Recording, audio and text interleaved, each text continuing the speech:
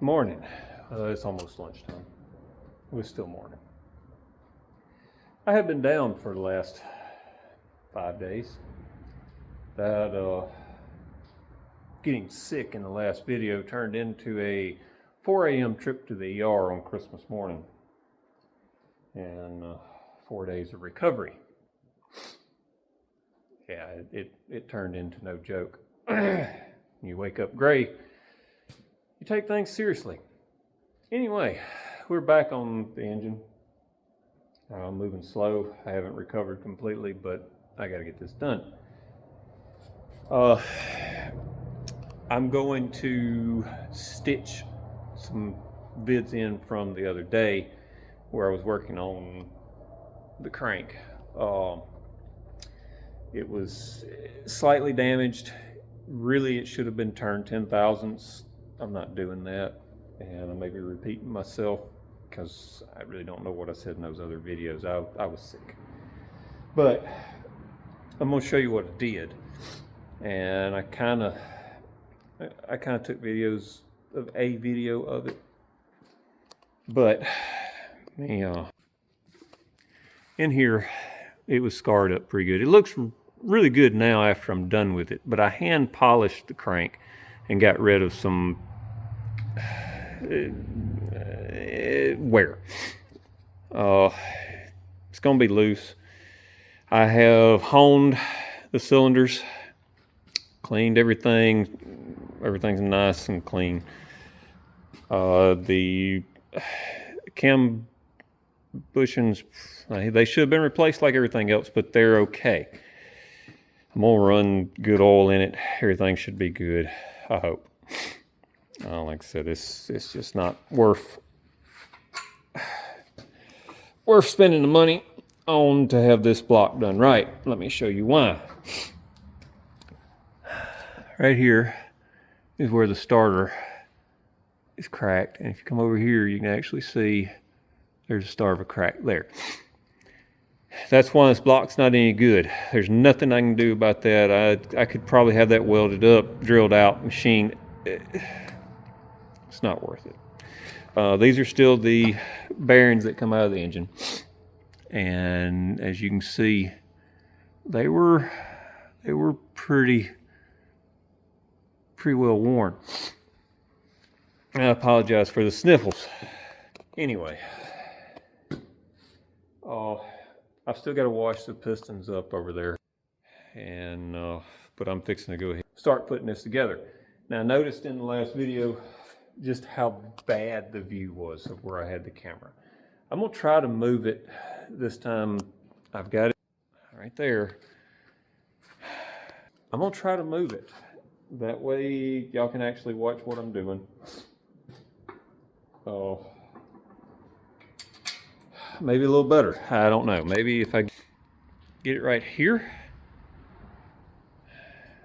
Yeah, I'm gonna try that. I'll get it here and keep it in this view instead of having it back like this, because some reason back like this doesn't seem to work. And I had y'all sitting something like that, and that just didn't work. So we're gonna bring you in. I'm gonna get you in right here so you can actually see what I'm doing. And do that. It's almost lunchtime. I've been over here changing the timing gear out on the crank and cleaning everything. This morning, what little I've been over here. Like I said, it's the first day for me back out functional, so I'm moving slow. My intent today, this afternoon, is going to be to get the crank, the cam, timing set back in it, and get the pistons back in the block. That's where I want to get today. I've got to get still got to get the bolts out of the heads that are broke off. So I want to get this done, get it oily and sealed up or covered up and sitting to the side so I can do that. I need this table so that I can try to do that controlled. Anyway, I'm gonna take a quick break and go get some lunch. I know this is just starting out on the video, but It's what time of day it is. I'm moving slow. So I'm gonna get some food, and then I'm gonna get busy and get this put back together as much as I can today. See y'all in a bit. Okay. Oh, things changed.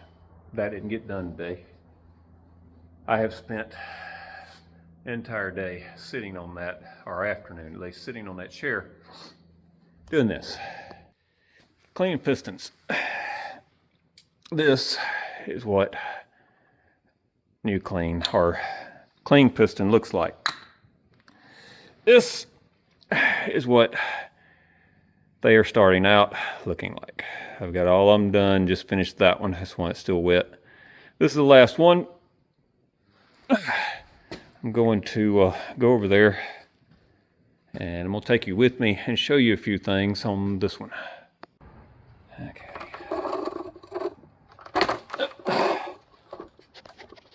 There we go. Okay. This is a boring process. That's why I hadn't recorded any of it.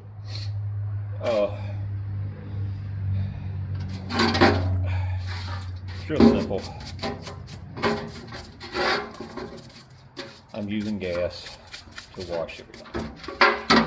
Now, you'll take the rings off.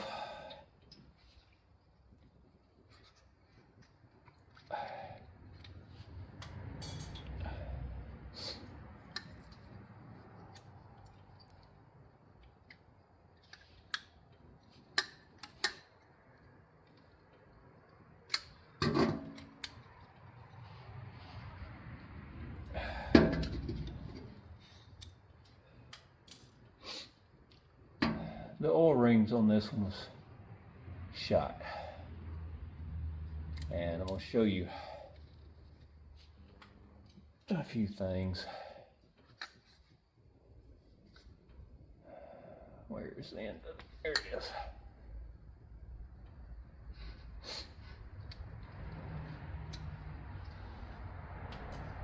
Oil rings, 3 pieces, 2 scrapers, and a retainer. All right. I'm not going to show the whole process of this because it's slow. I'm down to the last one. I'm ready to go home. But what I'm going to do is I'm going to clean. This is a brass brush. Some of this up because I want to show y'all something.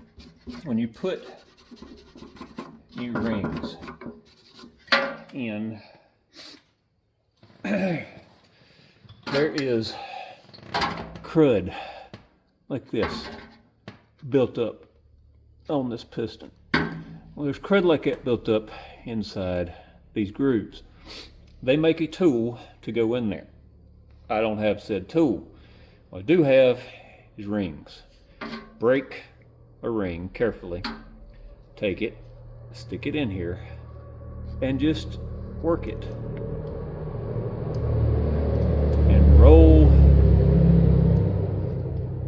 the carbon buildup out of the ring grooves. Stick it in like that, right there, and just bring it up.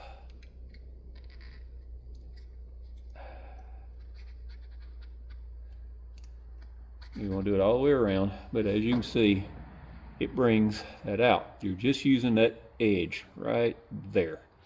Stick it in there, stick it in, and go around.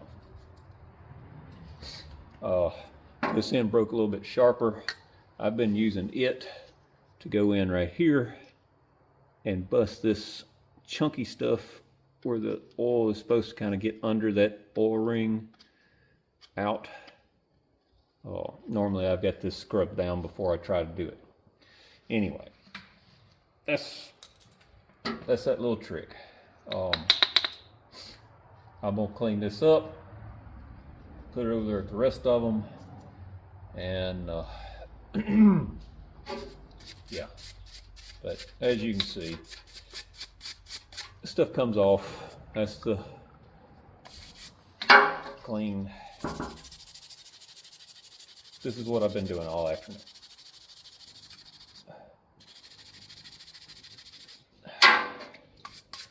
Just cleaning this up, getting the carbon off, and getting down to nice clean piston.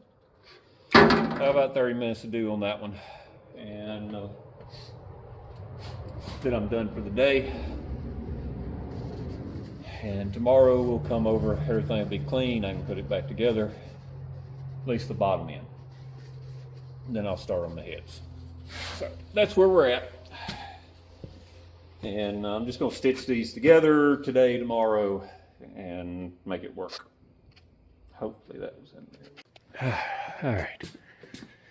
It's cold in here. It's like in the 20s last night. I'm gonna show y'all how awesome this heater is.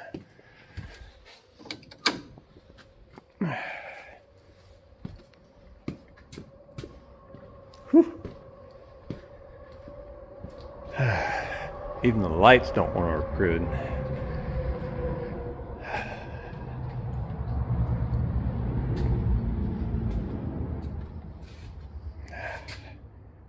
Whew.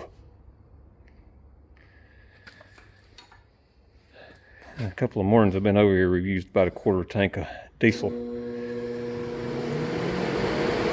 It says 39.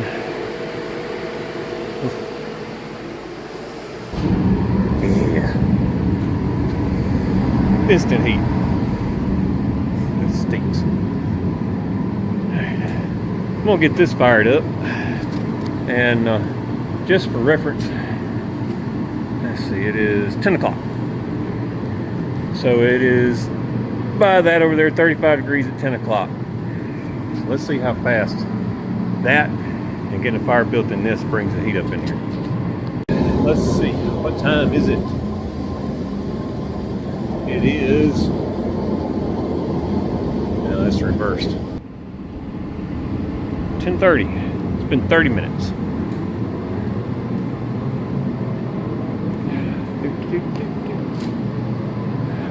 30 minutes, and we are up to 50 degrees. Never in the history of this shop have we been able to bring temperatures up that fast. So, those things work. This one here is taking a while to get going, which is normal. I do have a fan back here blowing across the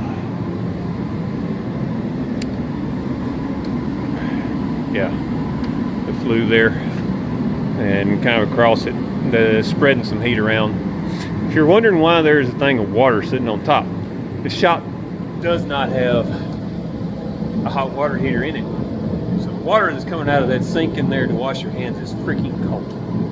So yeah, warming some water up to be able to wash my hands later.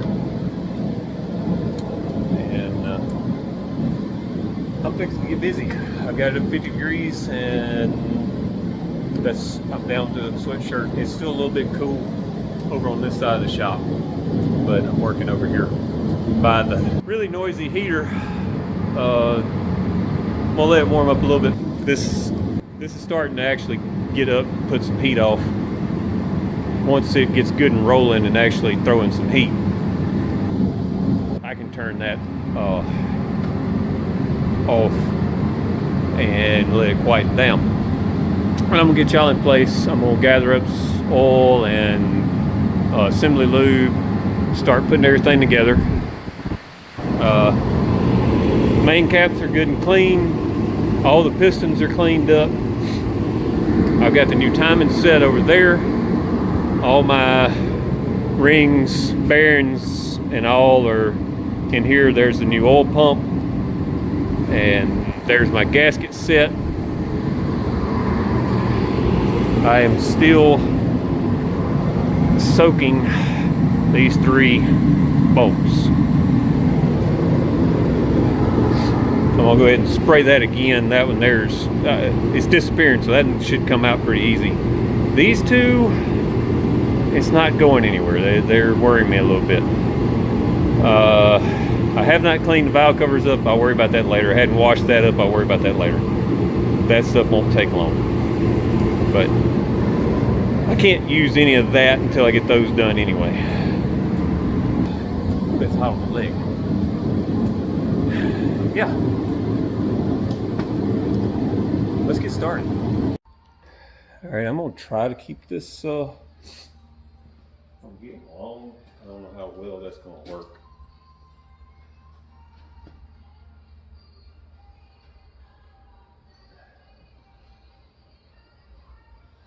I'm gonna put a semi-lube in all of the cam bearings.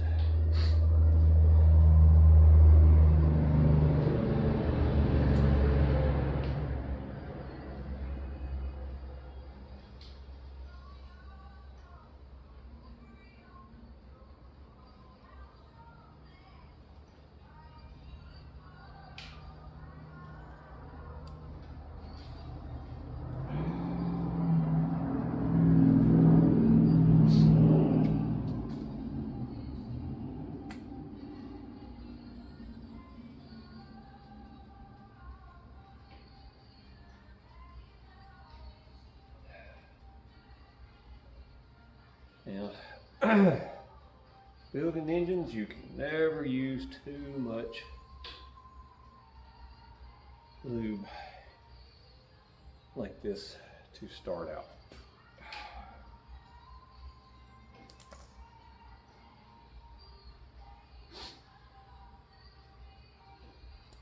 The first startup is basically dry. And this is what protects everything when it gets going.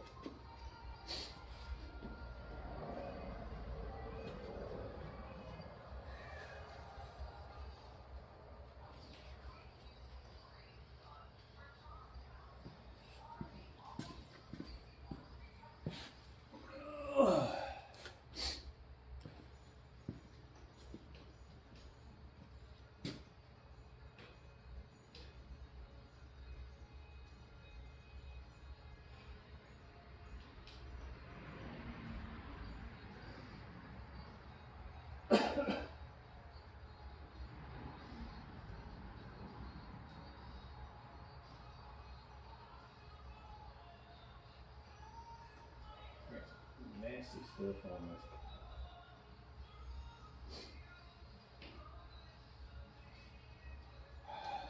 this. Let me pause y'all for just a second.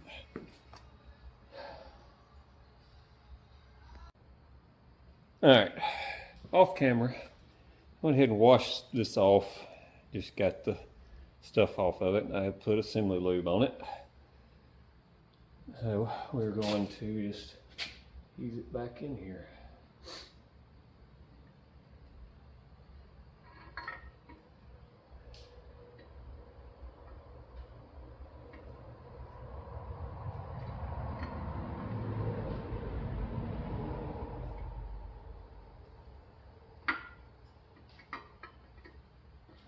All right. Now, a lot of people do this. They put the gear back on it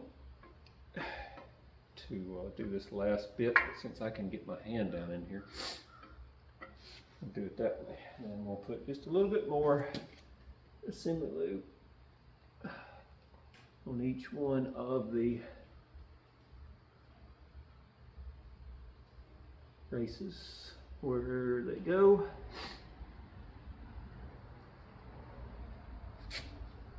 Just because you can never put too much on.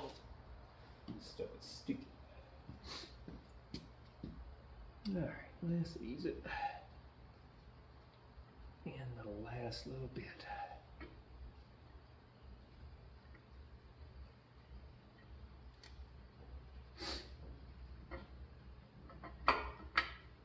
There we go. Alright, she's in there. I'm going to spin it a little bit, let that semi lube get where it needs to go. All right, nice and greasy, nasty mess.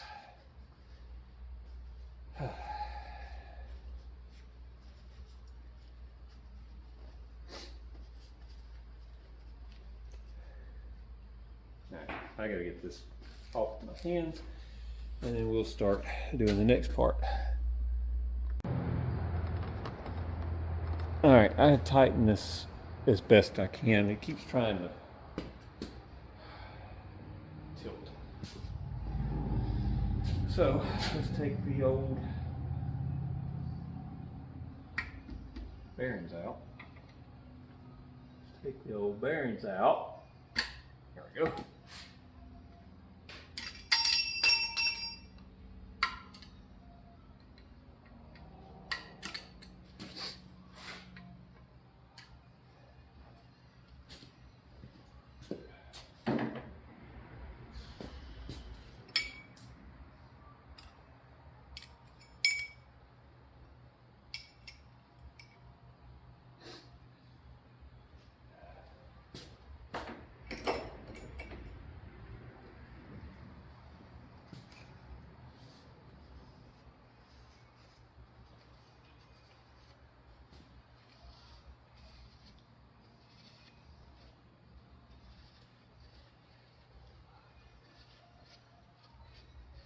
All right, start with thrust bearing. These holes line up.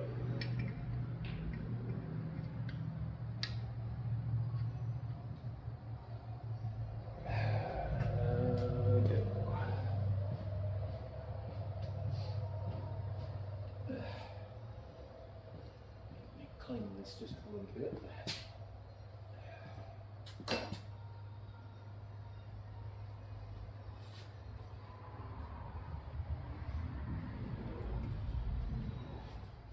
Introduce anything foreign into this.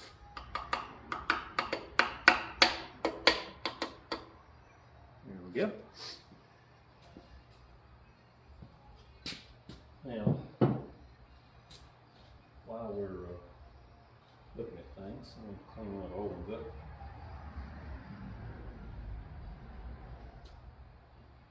I'll show you the difference in them. Nice shiny versus very worn.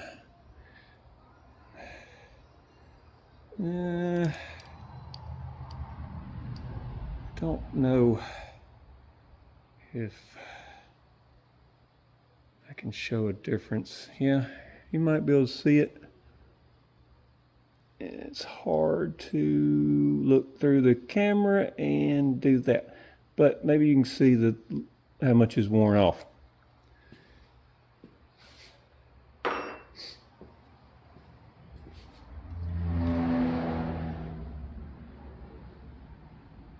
there is a burr right there in the engine. Something to poke that out with. Show you what I'm after as soon as I remember where the hiccups are.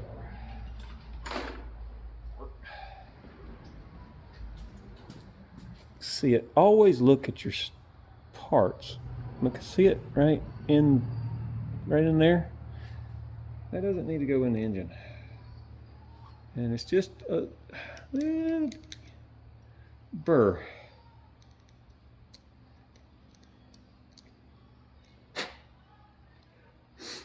All it was a flake from where they made it that they didn't clean up. Always, always look at your new parts before you put them in.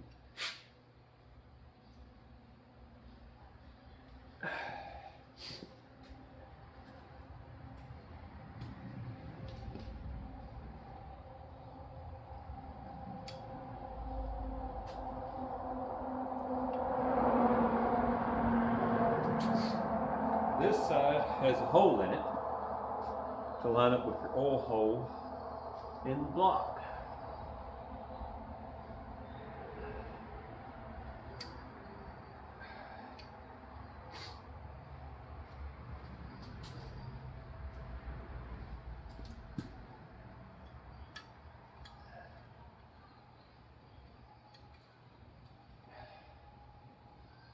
Here we go.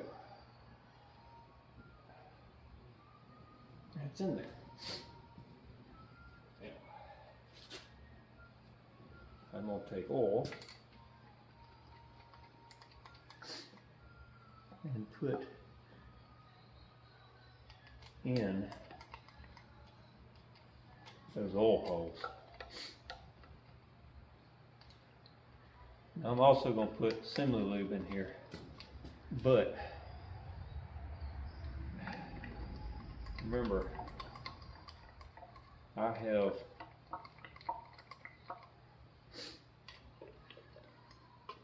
cleaned this block, so she is dry. Every little bit of lubricant you can put in it on assembly matters.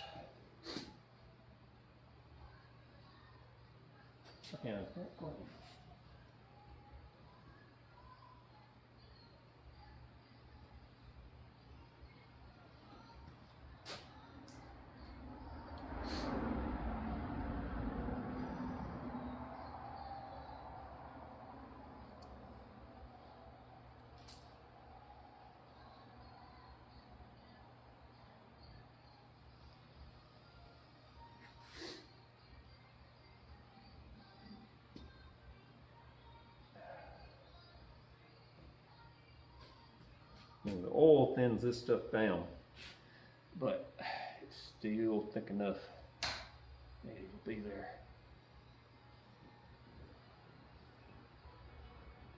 Do you have to use assembly lube? No. You can do this 100% with engine oil and be just fine. The assembly lube is just thicker and kind of sticks. And I forgot one very important thing. There's a gasket on the end of there I got to get off. Okay, I had forgot that I still had some gasket back here to get off the back of the block. That's really hard to get to where the rear main seal goes. So, I can't remember. I don't know if I can get it in there with the crank in place or not. So, I'm fixing to have to figure that out kind of as I go. So, let's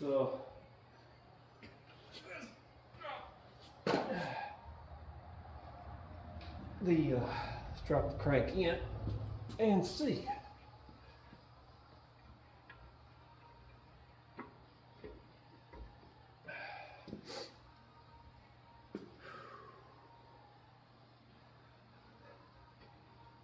Now it should not be that tight.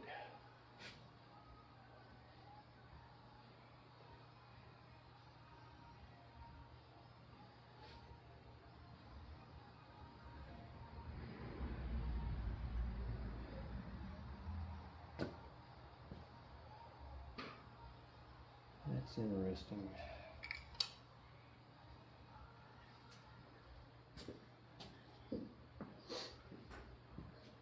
Must not have it lined up exactly right.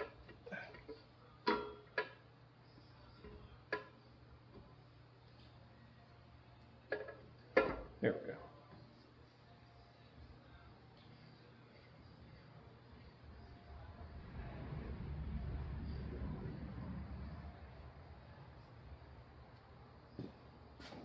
Yeah, that's what I was thinking. I can't put the main on with it in this. I think I can put that on after I get it floating. That'll require me to put the oil pan on after it's also floating, and I don't want to do that. So I'm gonna stop where I'm at for now. I'm gonna clean this up. Go ahead and get the new rear main put in the carrier here, and see if I can get it sitting on there and drop this back in there again. Always something, guys, always something. All right, not exactly sure how I'm gonna do this other than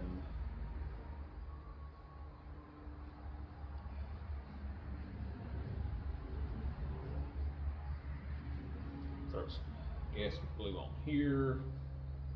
Stick this gasket where it goes.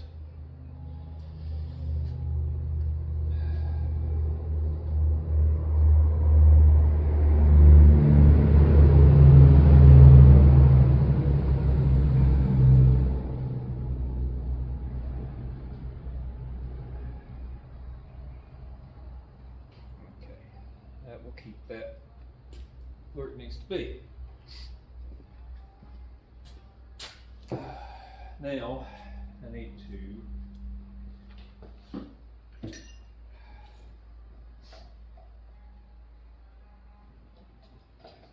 I went ahead and put in the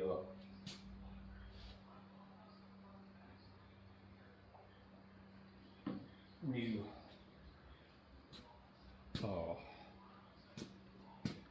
rear main seal.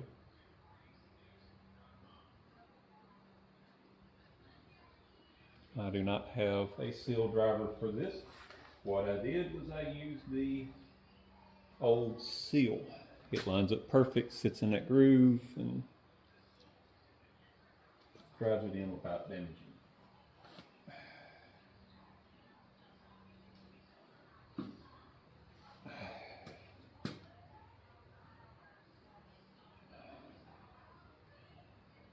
Now I'm just lubing the seal up to be able to put it on.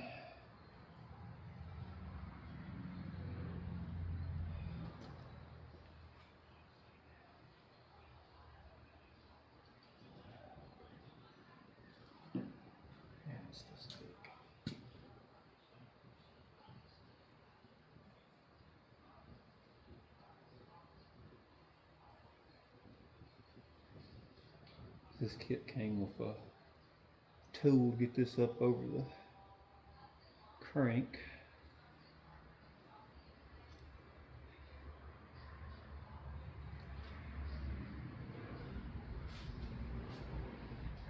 I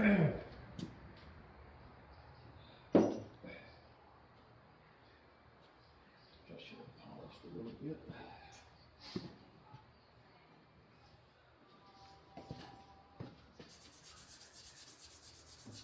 Let's get rid of some of this goo that's on it. I didn't.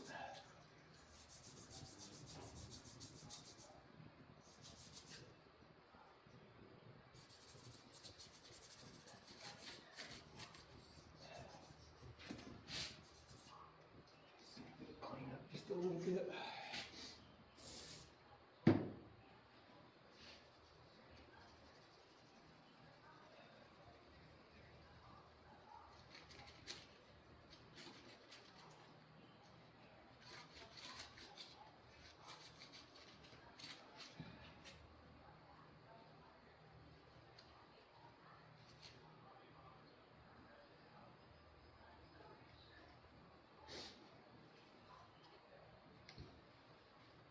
There you go.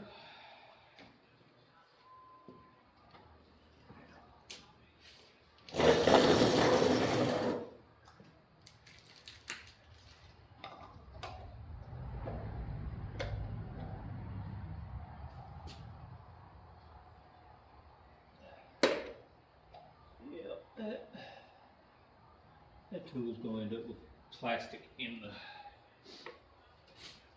bearing. So what I'm going to do is I'm just going to oil this up so that it doesn't have any friction. Put it on the old school way.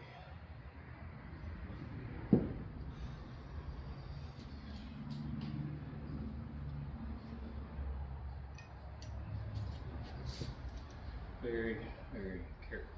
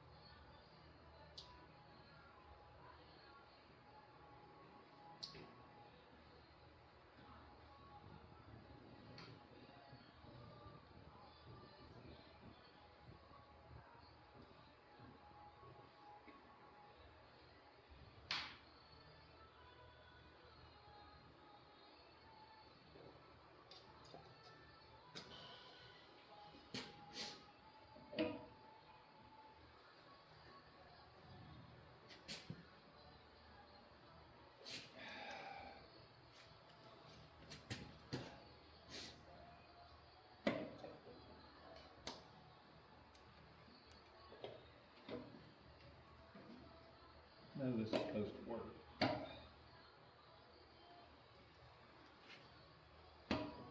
Somehow.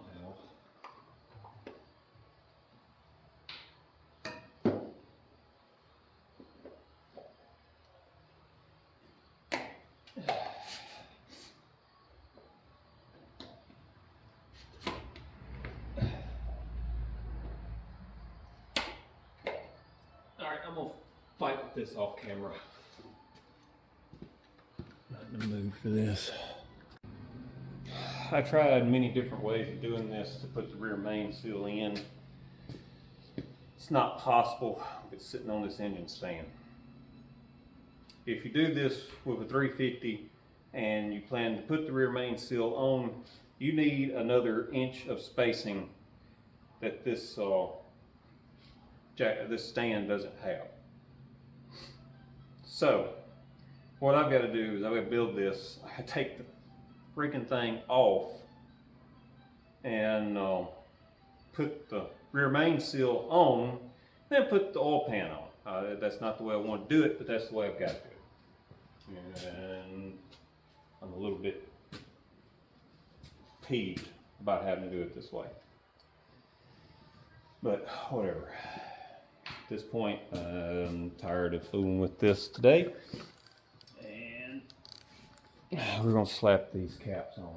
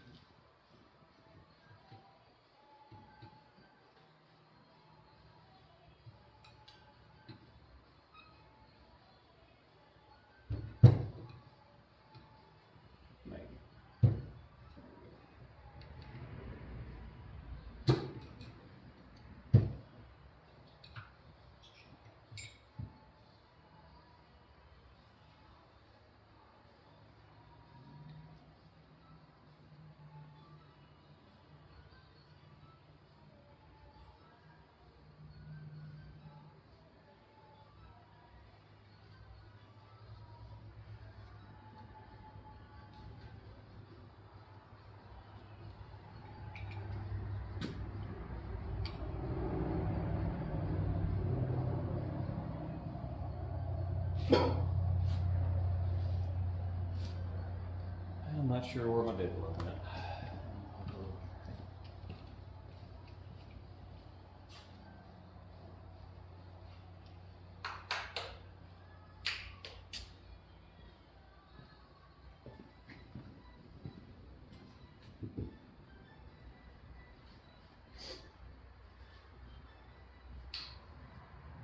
Make sure everything is clean.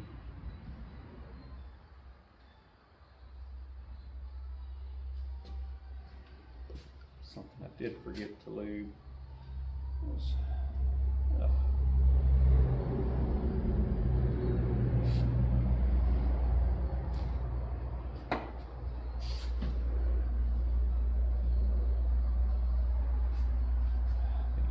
thrust bearing.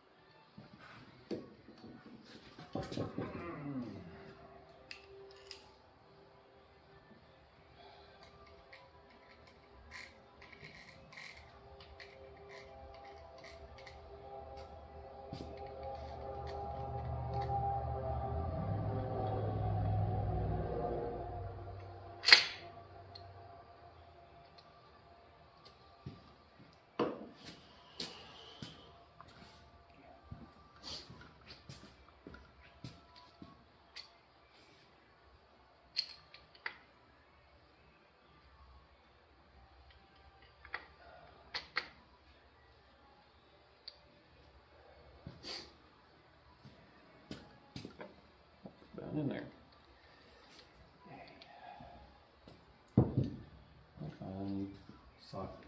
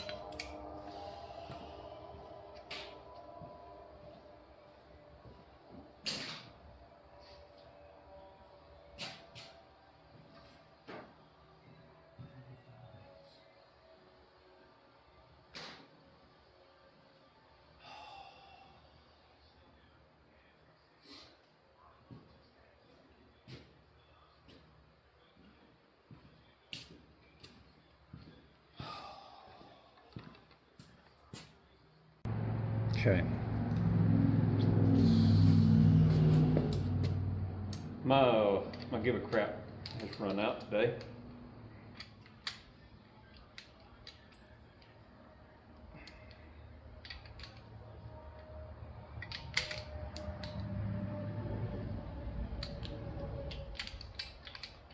So we're gonna get this done.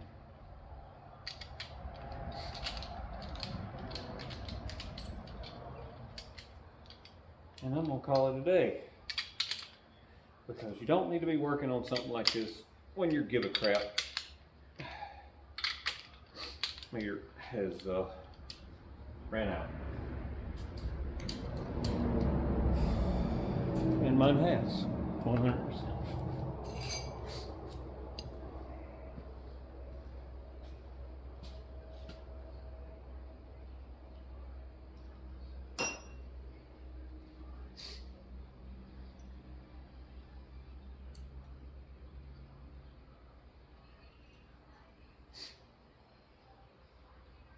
Now, what I'm doing is putting the new bushings in.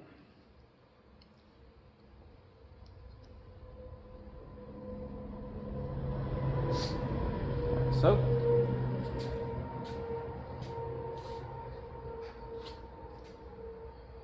Putting some assembly lube on it. Which I think I hate. Smear it around. Slide it on there.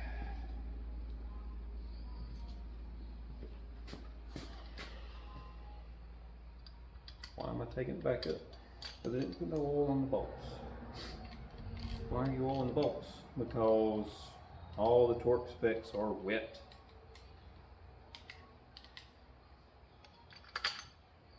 Which means there's supposed to be oil on the bolts.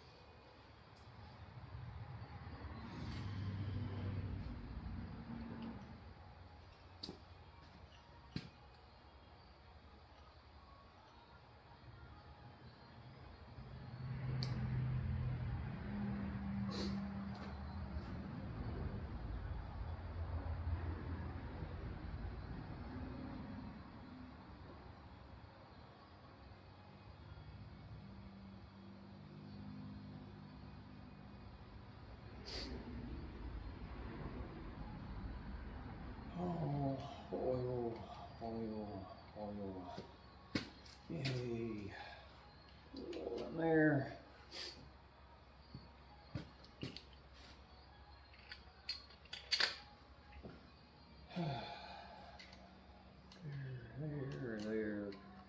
There.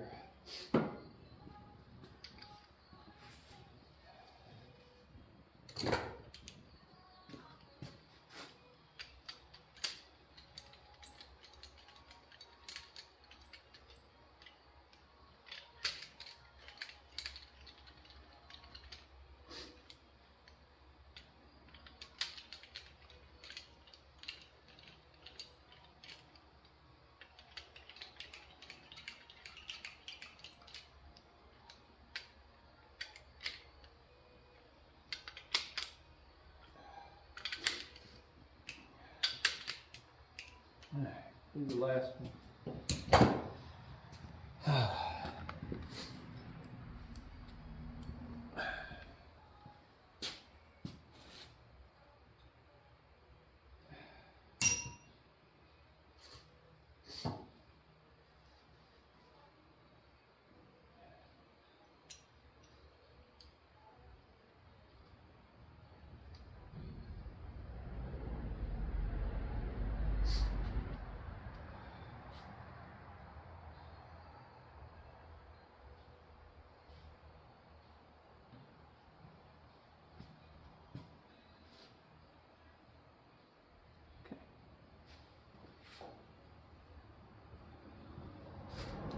Bumps.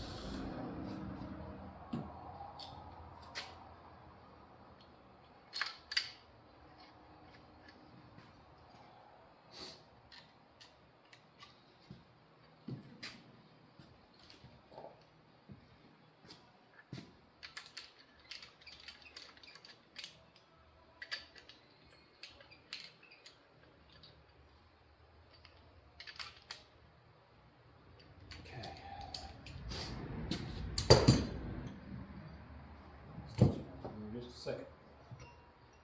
There.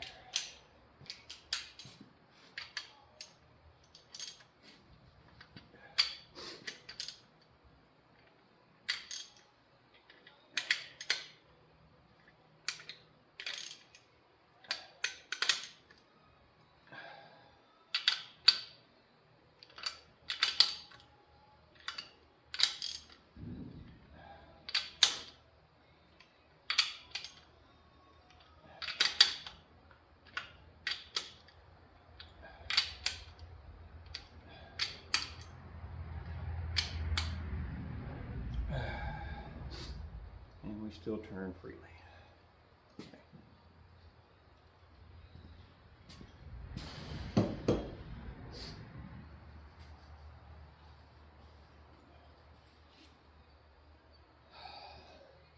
Pause y'all while I get the torque wrench out and set it up.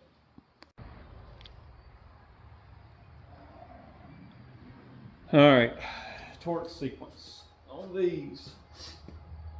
Center ones go to 75 foot-pounds, the outer ones go to 65 foot-pounds. And you do it in a 3-step sequence. We're going to start at 44 foot-pounds,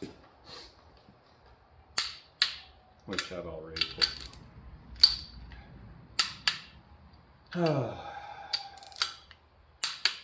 Of course.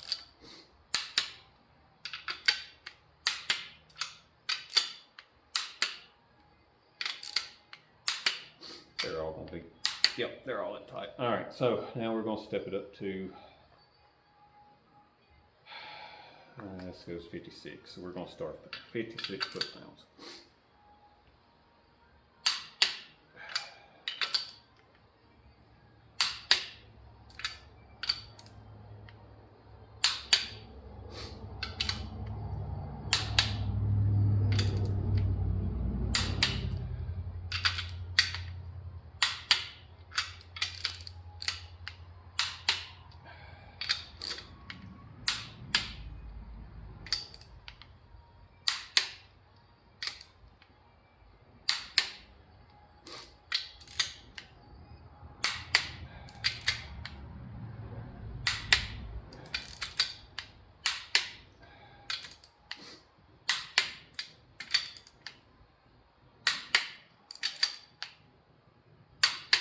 Okay.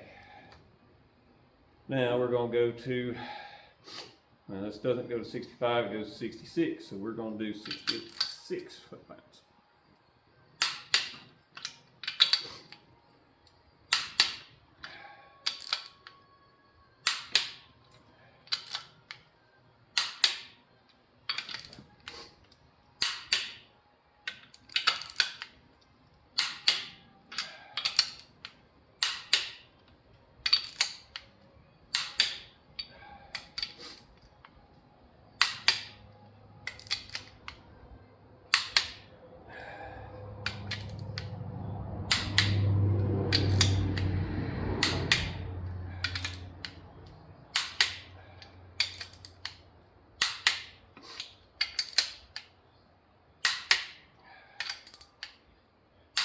All right, now I'm gonna take all of them up. Now take the center step up to 75. Again, this goes to 76.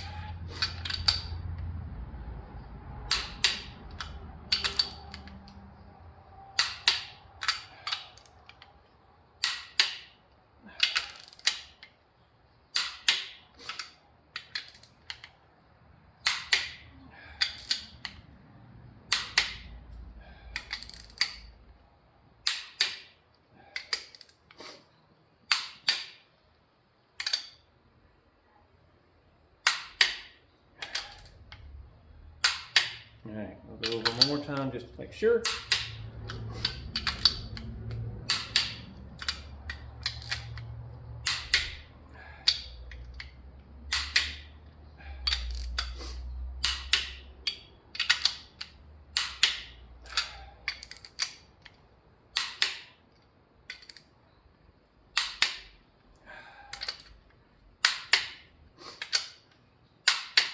All right, those are torqued. Crank still turns with these.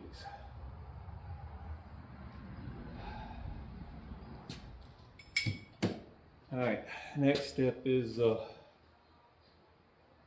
putting pistons back in it. I gotta put some rings on. All right, I thought I'd go ahead and put the cam back on, or timing set back on, and until you start it. I'll show you some differences here.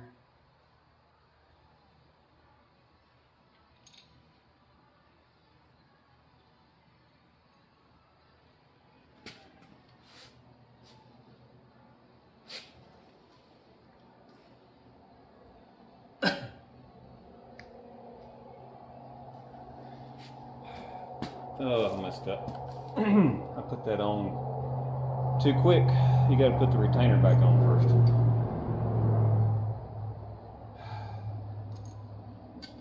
Did I say I was tired of fooling with this today?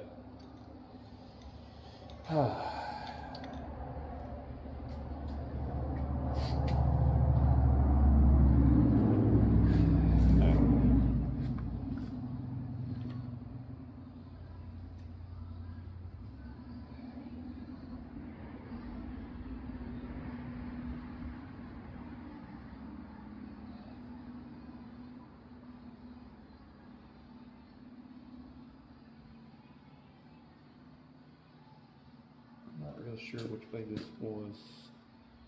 I think it was that way. Let me find the.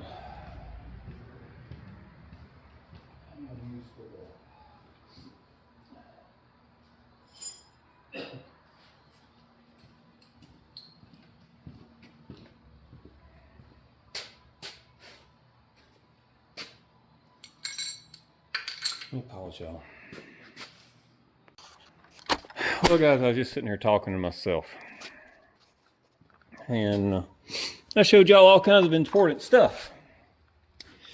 This right here is the original timing chain. You see how it's made. This right there is the aftermarket I'm putting in it. You see the difference? This is what they consider a 2-row chain. This is a 1-row chain. This is just an old school, regular old chain. Nothing special about it. That is a stronger chain. You come down here and you see those 2 marks on the gears. That is your timing marks. When she is set like that, that has number 1 on top dead center on the firing mark. There is crankshaft up in number 1 cylinder. I just explained all that to a camera that was not even turned on. I'm going to tighten those bolts up, snug them anyway. I'll have to tighten them in a minute. And we're going to start putting pistons in it. I'm really tired of being over here today. I've run out of energy. Not real sure how much longer I'm going to stay and play with this. Anyway, let me get to the right socket. All right, let's come over here, show you what I got going on. Have all the rings laid out. Top groove, second groove, oil. You put them in here just like that. Always offset your ring gap for one opposite of each other. Some people stagger them like this, you know, there and there. I don't know. I always do it opposite, 90 degrees or 180 degrees. Your oil ring, you do a gap there, your center breaks here, and the bottom gap breaks there, about an inch apart. Then you take this, put it on here, help fold this thing up. Always oil it.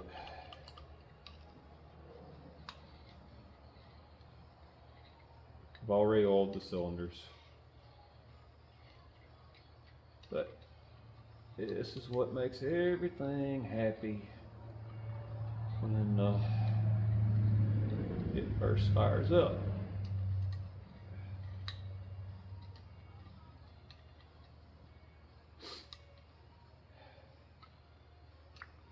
You get oil all over.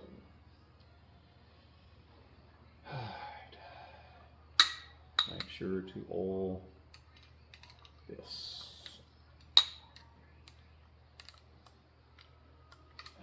You want everything oily because you've cleaned it. It's not oily at the moment. Work it, get it oily. Okay. That way everything is nice and lubed like it should be when it first cranks up. Now, check your rings.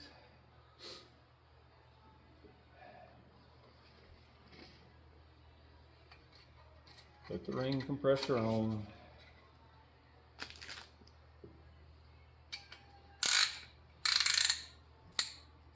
Tighten it up. All right.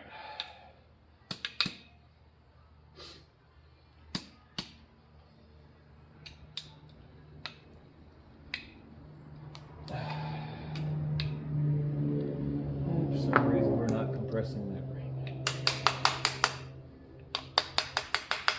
There we go.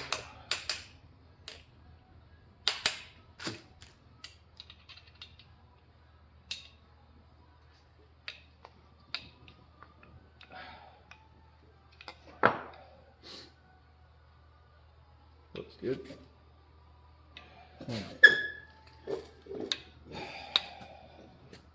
Flip it over. Take the goo. Put some goo on there. Smear the goo.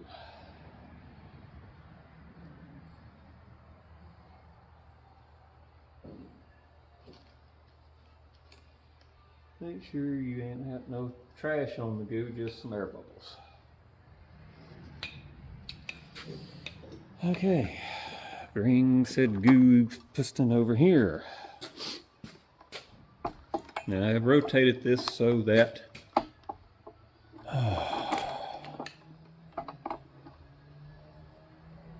the crank is down there out of the way. This mark right here goes towards the front of the engine. This is number 1 piston. Remember, stamped number 1. Slide it in there.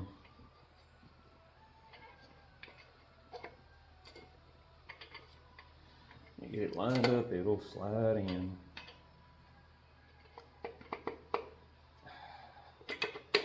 Like so.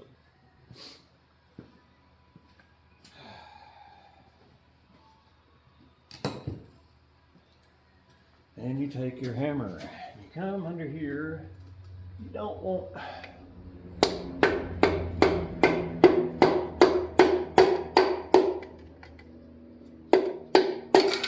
voila.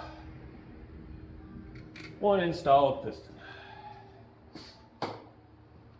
Use the spring compressor or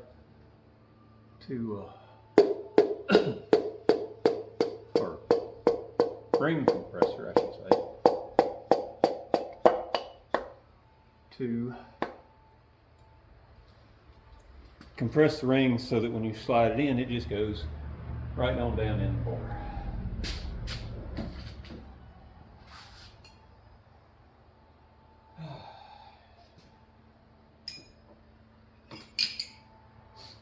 You get the retaining cap.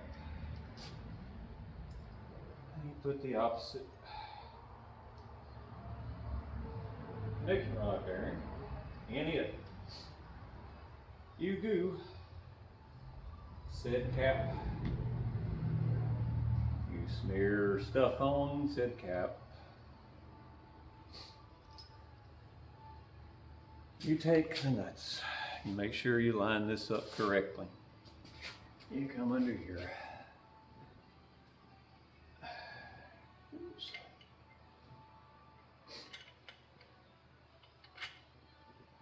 On there like so.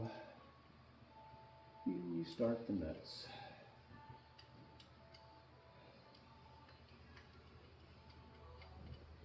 And then you realize, oh, I forgot the socket. I can't snug these. So you run them up by hand.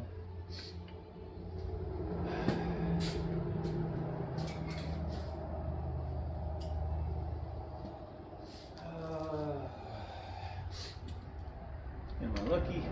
I am not lucky. I think they're 15s. So, let me go find the 15, 14, or whatever size they are. And I swear, if YouTube hears the radio in the background and hits me again today, because that's actually the radio. That is a public broadcasting network. That means that everybody can listen to that music by tuning into that station and listening to it over the airwaves. So, YouTube can kiss my rock. I am not trying to make money off of the music that's playing in the background. Although I know YouTube doesn't care. They just want to be a butt because, you know, there are other places that want to be butts. Alright, and that is that. So, I'm going to repeat that 7 more times. I'm not going to make y'all watch it 7 more times. It's boring. It's going to go together. Once I get that done, I'm quitting for the day. That's just the way it is. Alright, all the pistons are back in it. We had one small mishap. Ring come out of the compression tool on one of the old oil rings. And now let me show you. It bent it. So what is a man to do? Well, you go get one of the old ones and you put it in it. Because you can't just buy one ring. So I went and cleaned up one of the old oil rings. It's just one of the scrapers for the oil ring. Put it in there. It will serve its purpose. They weren't that bad. So we're fixing to torque this. And let's see what the torque specs are. I think they're 70. Oil pan, oil galley, fuel pump, exhaust manifold, drain plug, connecting rod, 75 foot-pounds.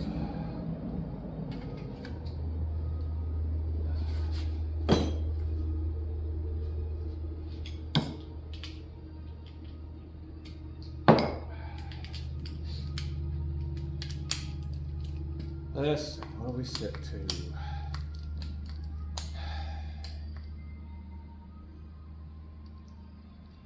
I'm gonna do on 66, and then I will do it at 76.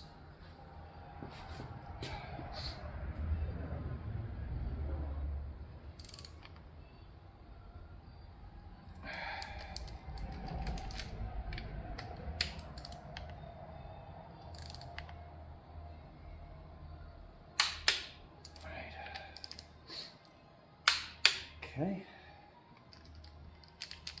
doing two at a time.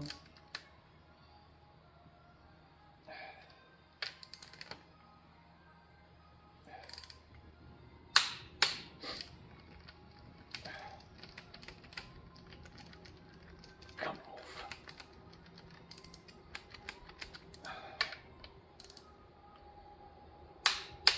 Now, going up to 76.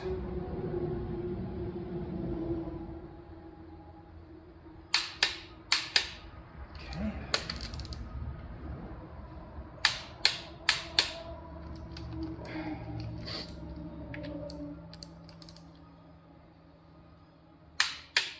All right.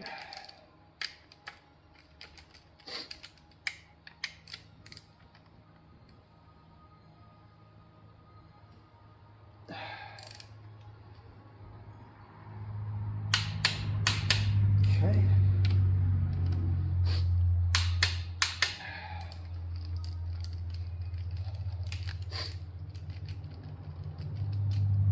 All right, let's rotate these up. I'm not going to turn it back down. I'm just going to do them kind of in sequence.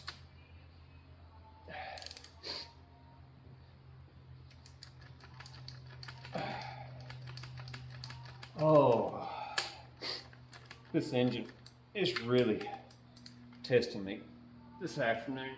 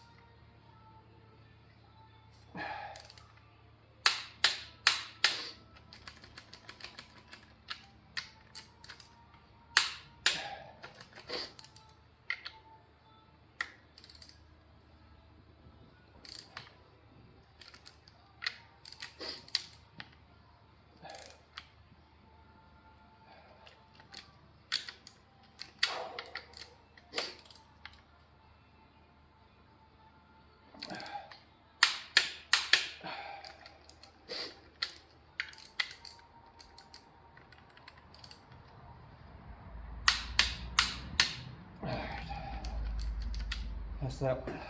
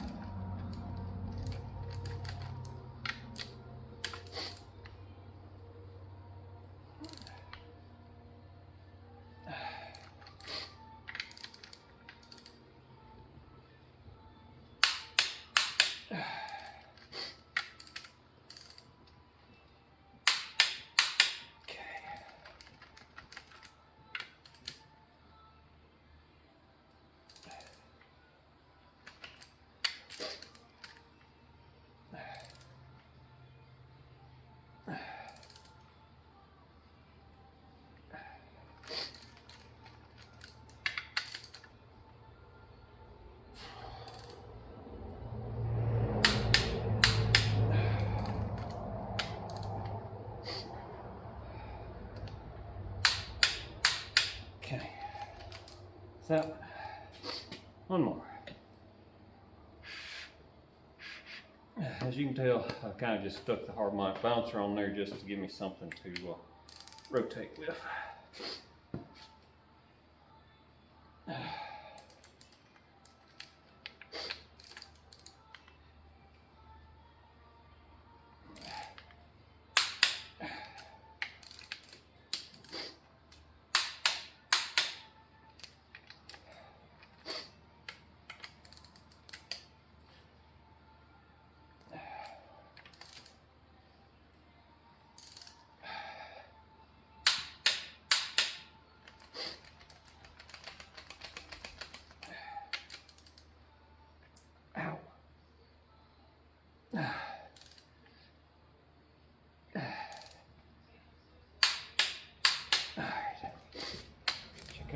Time. There we go. Okay, so those are torqued down. And I'm done for the day, guys. I'm wore out. I'm gonna cover this up. And tomorrow we will move to the next thing, which is probably getting those bolts out of the heads.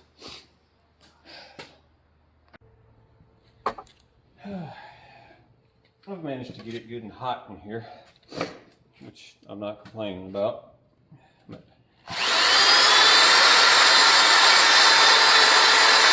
start working on the heads. I've washed this one off. I'm gonna buff all this old gasket material off.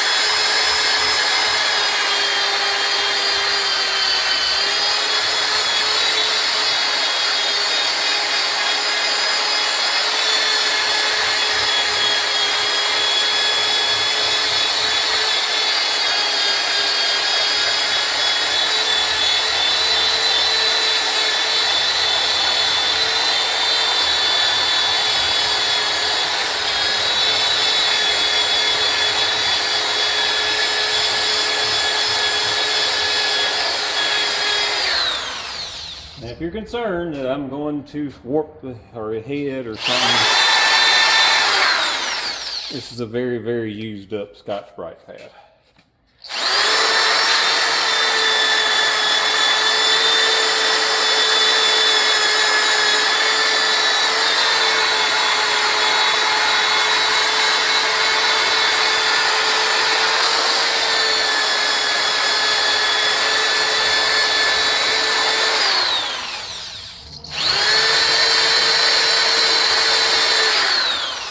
This is also not an aluminum head.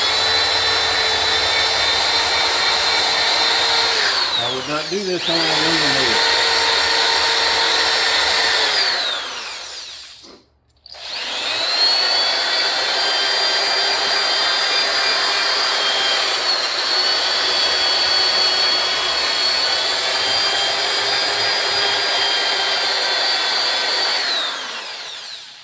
All I'm doing is getting the old gas material off.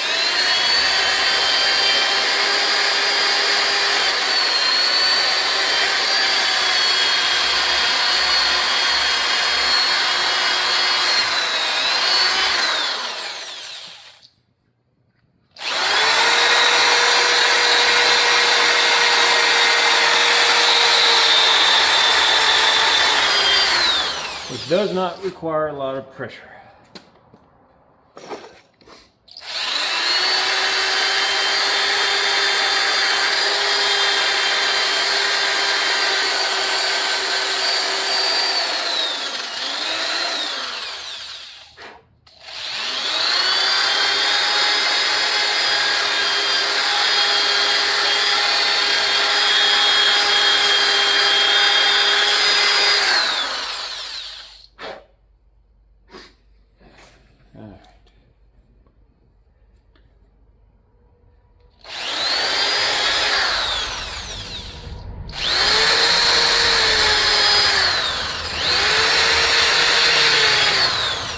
also buffing some of the carbon buildup out of the chambers there. I have no intent of taking the valves out.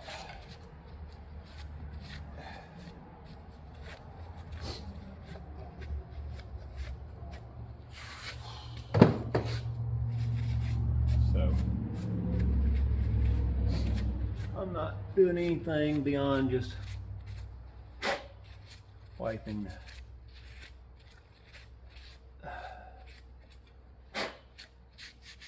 the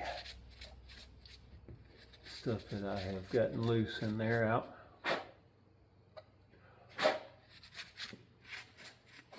All right, that face is clean.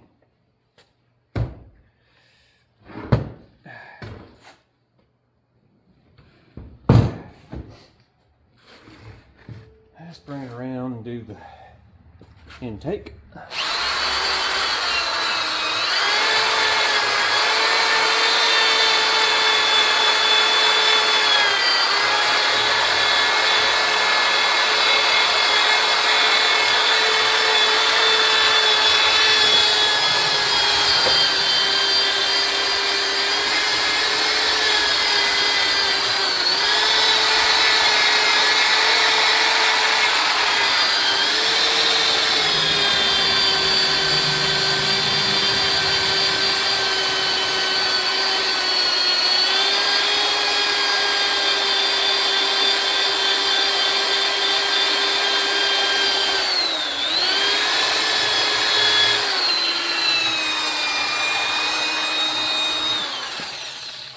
Now, I focus really good around this.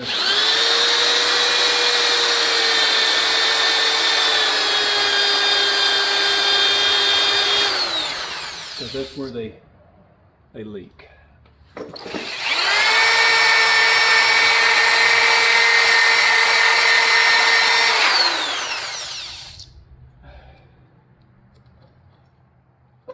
Nasty crap. At some point, somebody put stop leak in this. It's disgusting.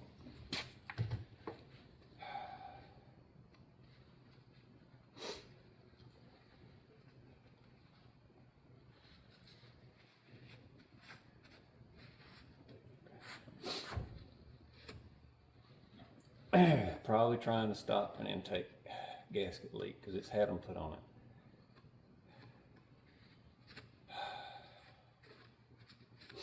Okay, that's clean.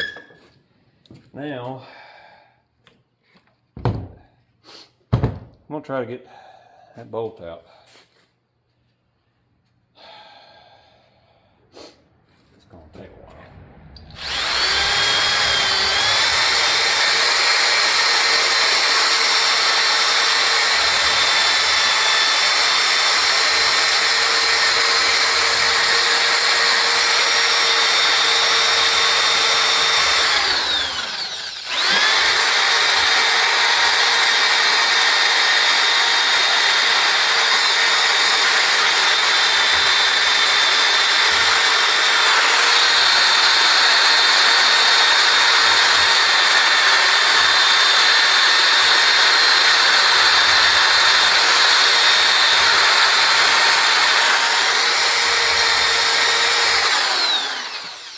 This I'm not looking forward to. So I'm gonna cut y'all off because that's just gonna take a while. It is good and rusted in there. I'm gonna scratch around and see if I can find it. I've been letting these soak, so maybe they'll come out. All right, this is what success looks like.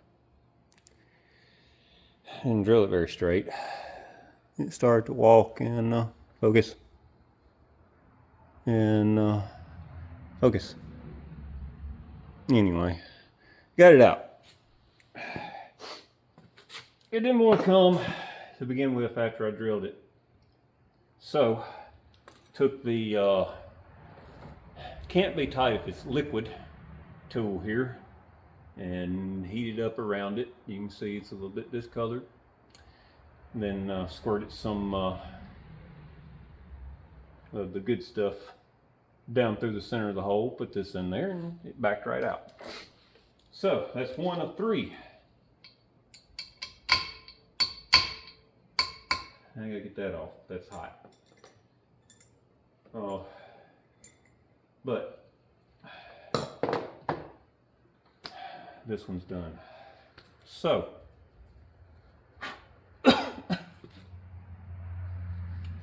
had to put a little heat to it to get it out. I got that one out. Hopefully the other two won't be as bad. Probably will be, but maybe they'll come right out. It's not easy drilling through this. I really need a good drill press to get it straight. Yeah. Anyway, let me get the metal shavings out of there. A small few went down in there. And there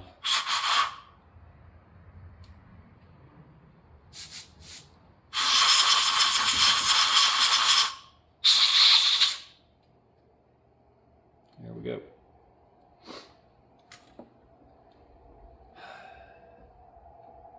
All right, well, I'm gonna flip it over. I guess I'll go ahead and put new valve seals on it since I have them. That's gonna be fun. Let me get the tool down over there, get some of this stuff out of the way. Oh, and knock y'all over in the process.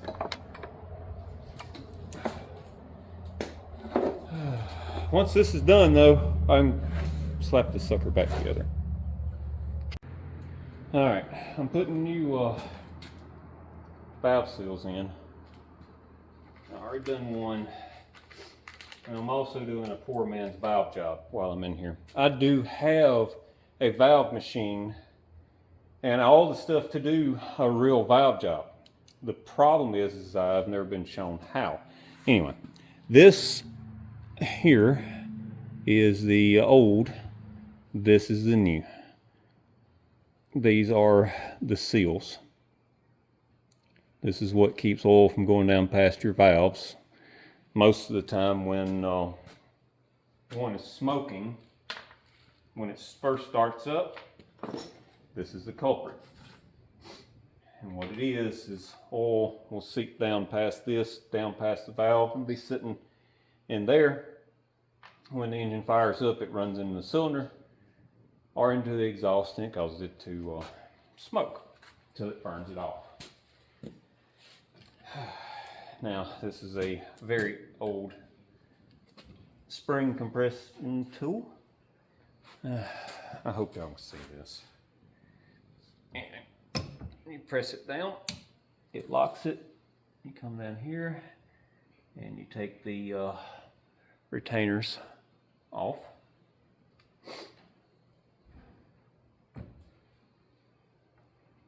Like so. And you release the spring like that. Take the spring off. Come over here. Get behind the valve seal and pop it off. Voila. Now, while it's off,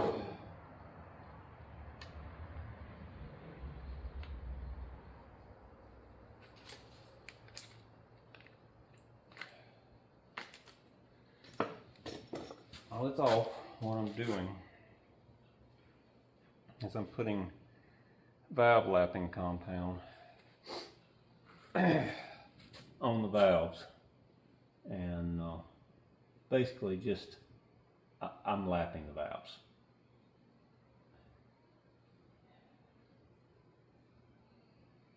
Like I said, they need to be working, but they're in pretty good shape. So anyway, you put the valve lapping compound on them.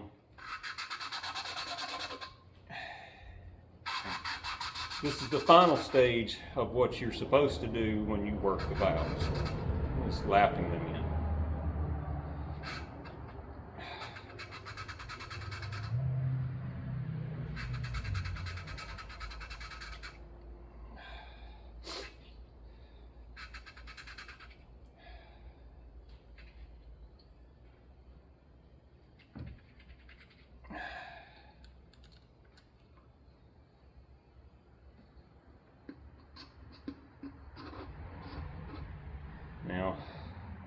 I have seen this done where I stuck a drill on this side and just kind of spun them. That works.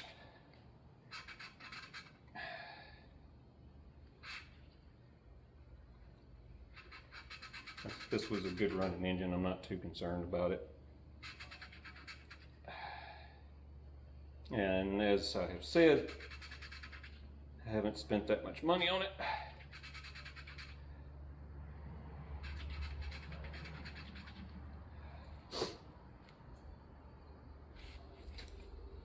Now, pull the valve out, clean the compound off.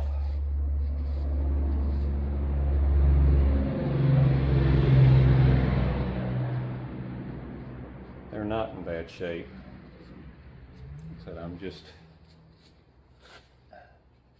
basically cleaning a little bit of carbon that's collected on them, on the seats off.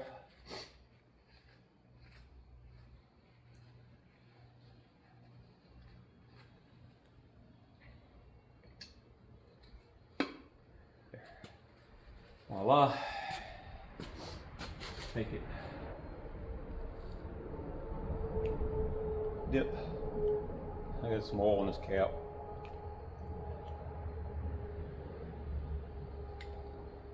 Dip the new seal in some oil. Come down here. Carefully work it on the valve.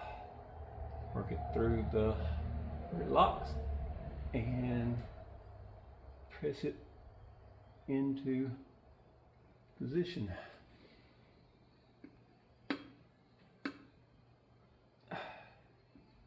Okay. Now, reverse order. Put the spring back on.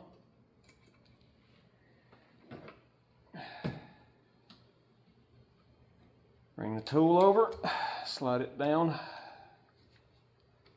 over the spring, bring it back here, put this in on the valve, make sure it's centered up.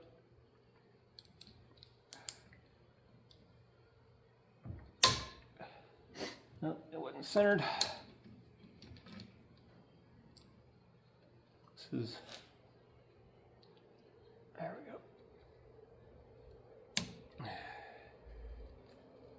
That locks it on. Grab your two retainers. Put them in the groove. Try not to get dirt in them.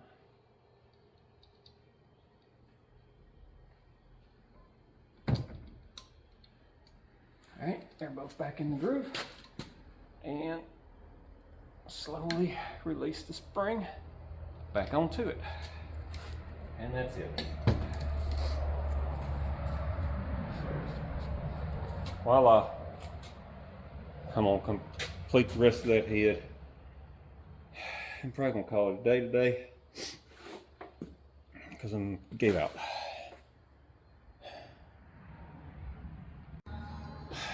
Gentlemen, ladies, whoever's watching, I'm tired. I'm ready to go to the house. If I don't push a little bit, I'm not gonna get this done. But, that head's done. While I've got the got it flipped over, let's just go ahead and look at this pretty clean pistons, and because I'm fixing to go ahead and stick that on there. Yep. Realized that I had the radio turned up, so YouTube will probably get pissed about that. Really don't care. I really like these gaskets.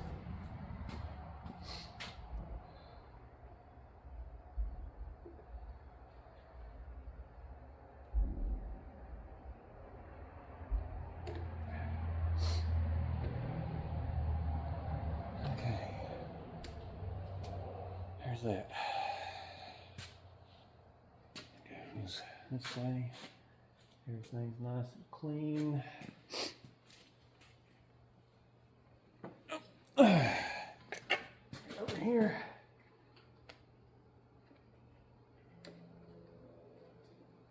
Get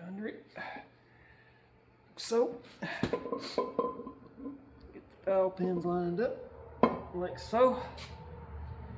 Voila. Now,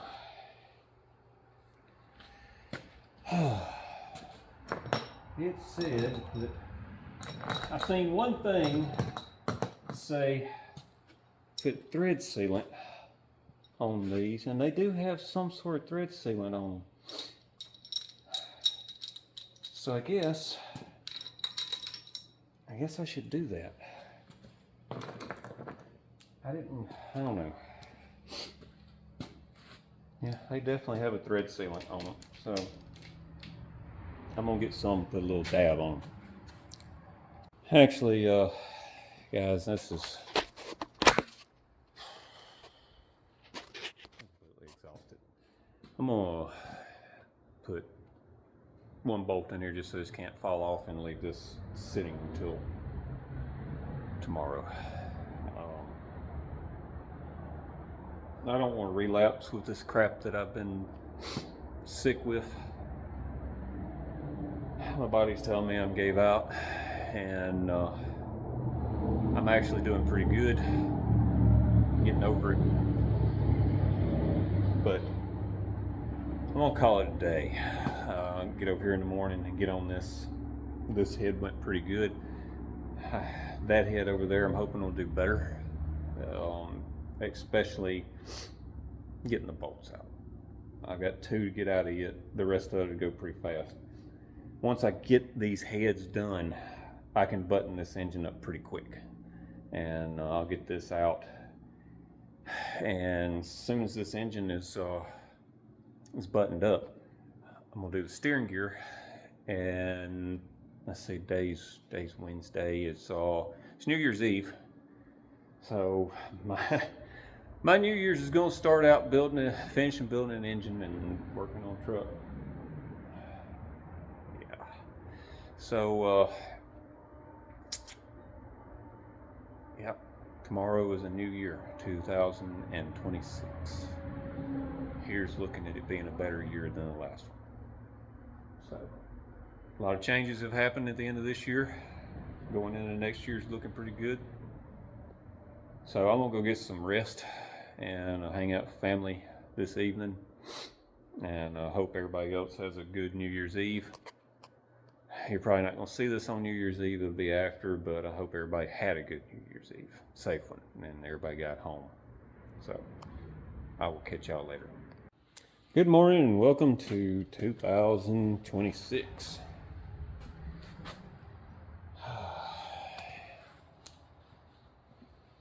I'm dragging this morning, mostly just because I think I'm burnt out. And I had to run to town and get something that I did not have. I did not have thread sealant. I have already put some oil on the faces where the bolts go.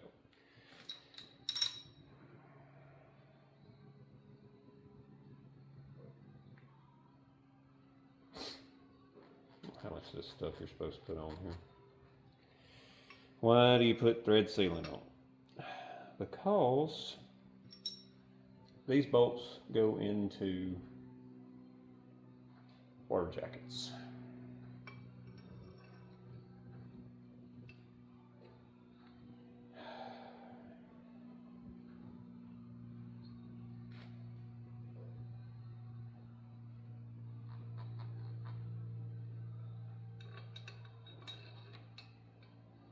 And as I said, I've put oil on the faces because these are wet torque bolts.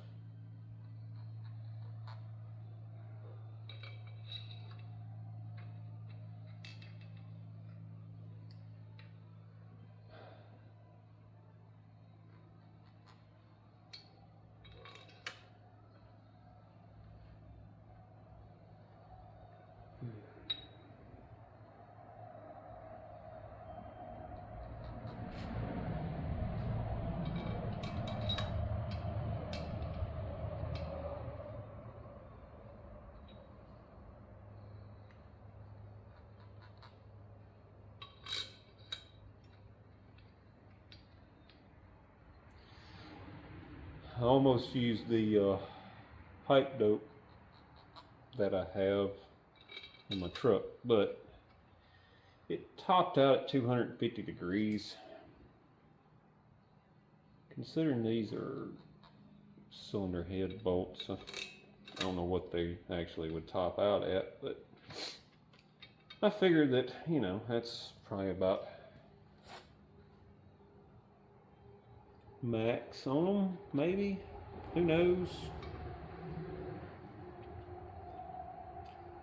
I wasn't going to take any chances, so I went and bought the right stuff.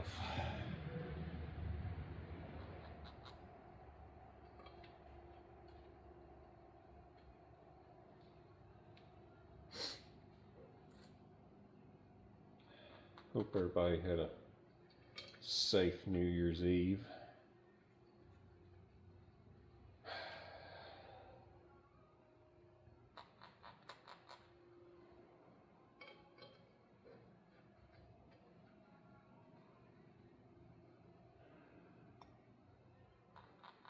Oh, this is some really fun content, ain't it, guys?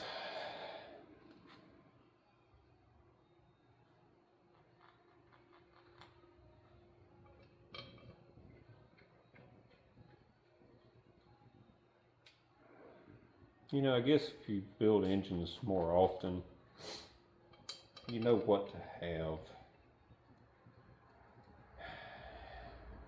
This would probably go faster. I know if I was to do another one, it would. Because I would know to have thread sealers.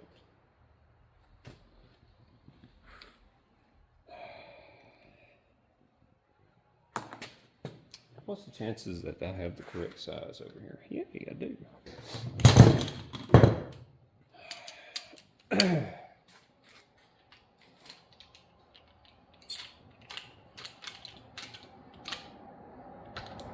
Nope, I do not.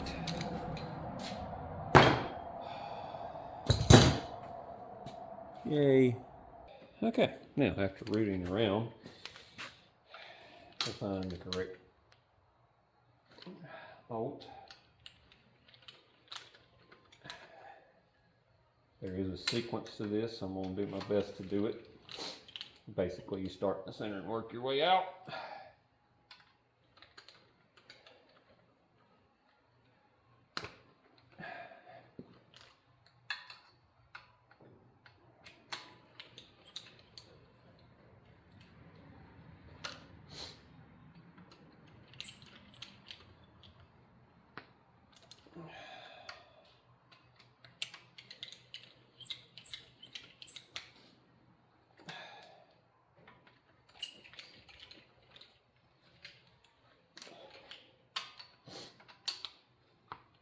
You're supposed to start like 25, 45, 65.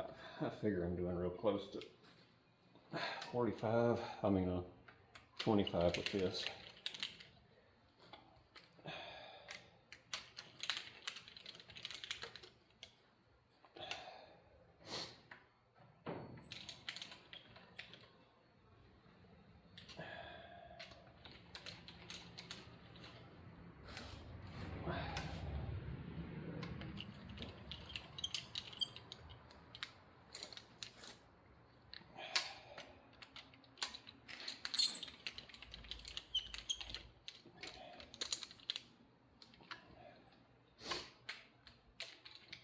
And yes, I am still sniffling. It's a lot better than it was, however. Okay. Swap over to the torque wrench.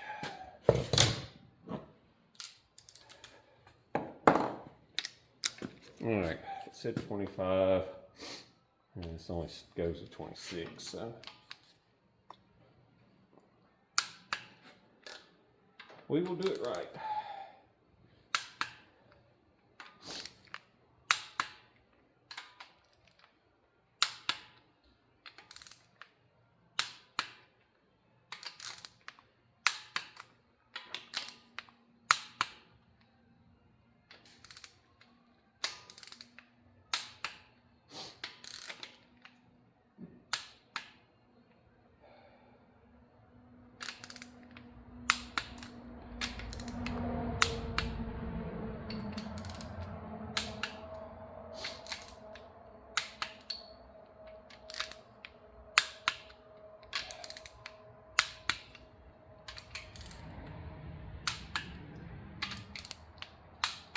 All right, 45.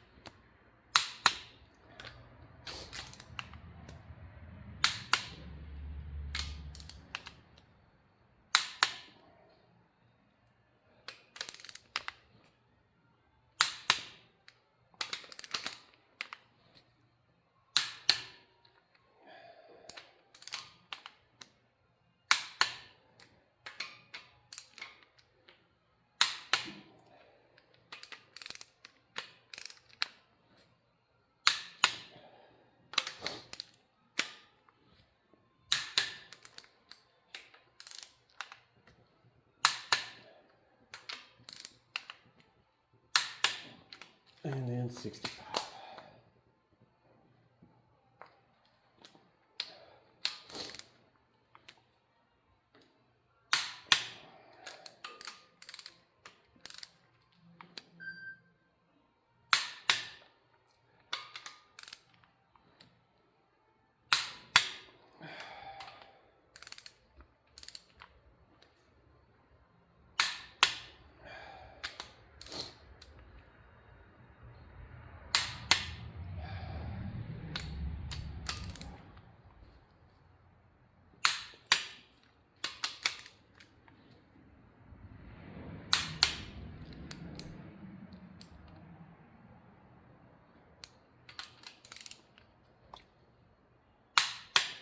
It's okay to go back over them, but you don't want to miss any.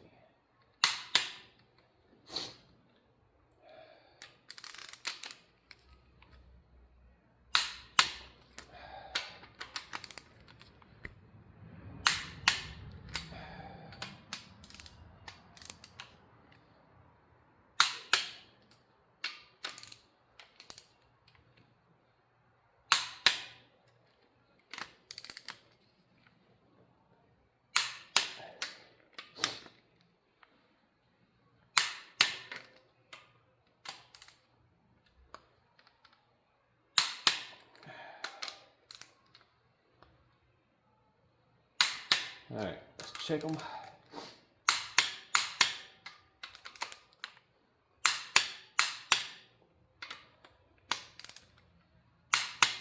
And I will go back over them one more time just to make sure before I button everything up.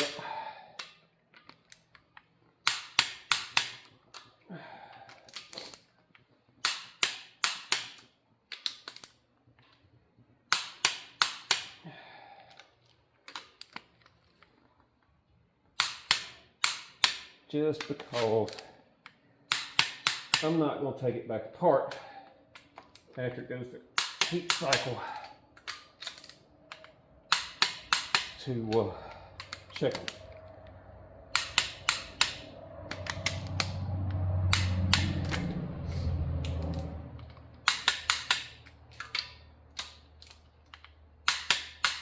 Okay, that is torqued. Now I'm going to spin around, get that one, and bring it over here and start drilling the bolts that's broke out of it. Okay, both heads are on. I have put oil in all of my, let me turn the radio down so YouTube doesn't hit me.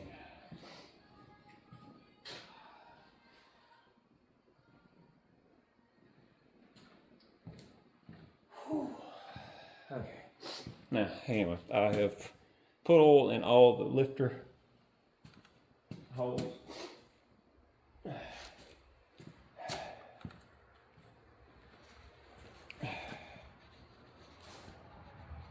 Like that, so it goes like this.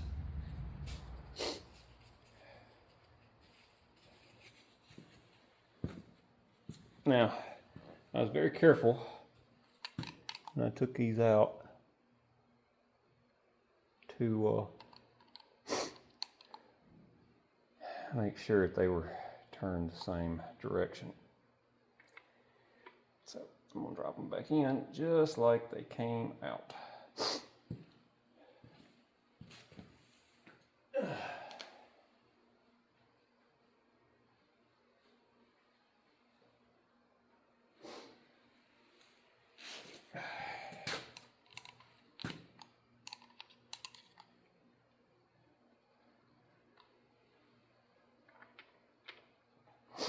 Like I said, I was very careful when I did this to make sure that the rollers would be set in the same position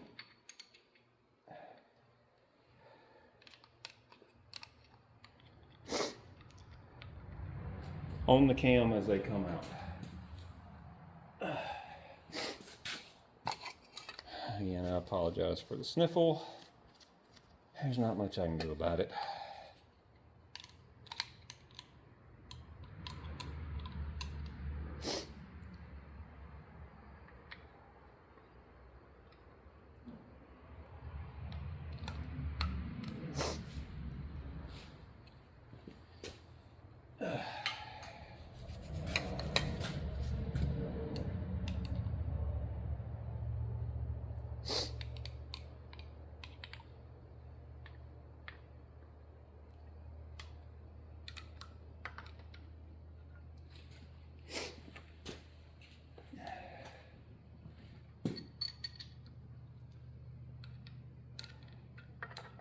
And I'm gonna do this however many more times. So that's, y'all can watch. I'm not gonna make this long. I'm just gonna keep doing what I'm doing. All right, all the lifters are in.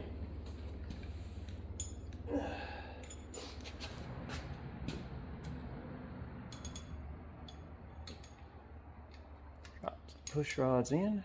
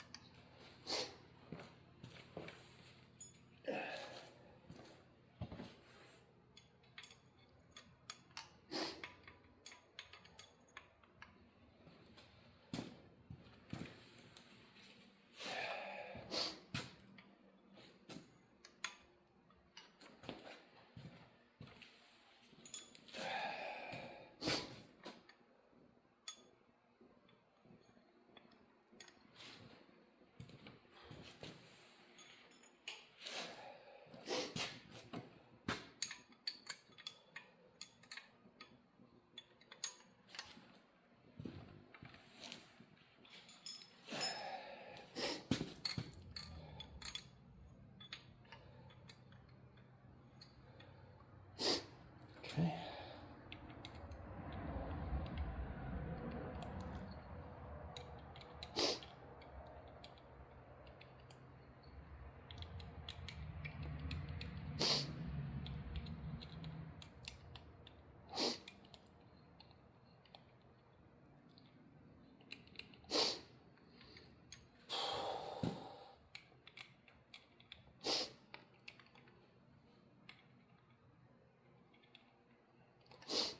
Guys, I apologize for this sniffle. I wish I could get rid of it.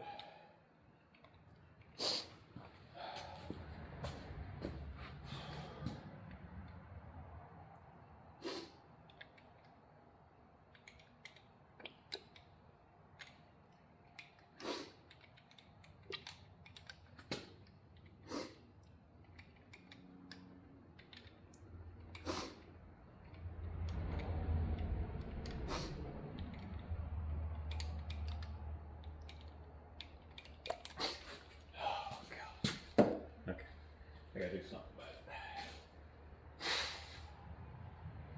Sorry about that, but it's better than listening to me sniff. Whew. Now let's put these back on.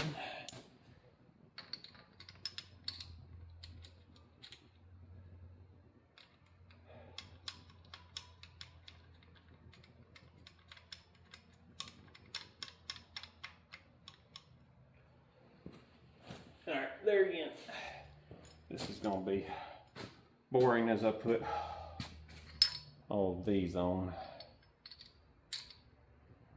So I'll pause y'all while I do that. Well, I'm beat. It's in this state. Got these torqued down. Got everything cleaned up. It's gonna get cleaned up. I will come over tomorrow and put everything back together in the morning and see about getting the steering gear put on this truck. That's got to happen while the engine's out. Like I said, it's down there. That's it. That greasy thing down there. And I still got to put a front main or front seal in that transmission. So that's where I'm at today. I'm probably gonna get the motor buttoned up tomorrow and complete this video and release it, and then try to do one on the steering gear, and depending on if I can get, hopefully I can have this done by the end of the weekend. That's the plan. See y'all. It's morning again, and if I look like crap, I feel like crap. Really didn't want to come over here today, but I'm on crunch time. I'm gonna see what I can get done. I'm gonna set the camera up, just kind of hit some high points and putting everything back on that motor over there. And not gonna talk a lot, just gonna slap some stuff together, and probably gonna call in some help to shove that back in there tomorrow, because I don't think I'm gonna get done in the time frame that I've got by myself.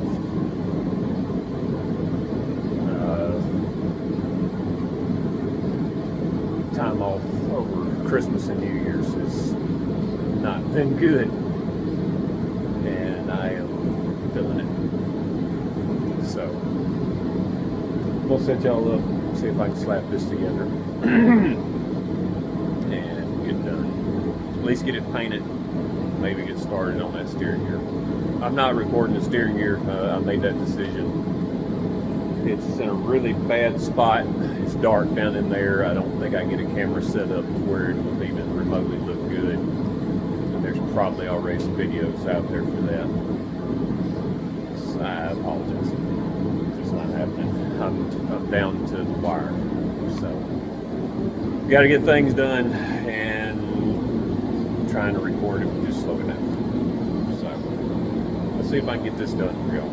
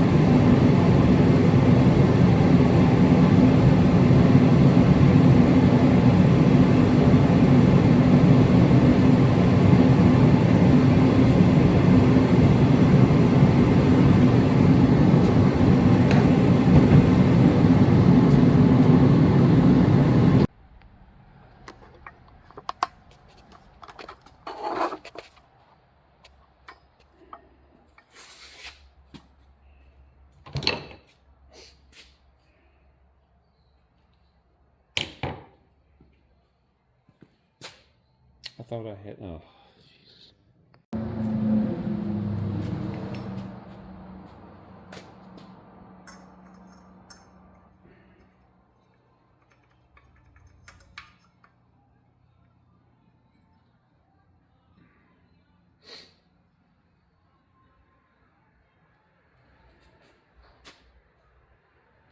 Well, I don't know where my hammer's at.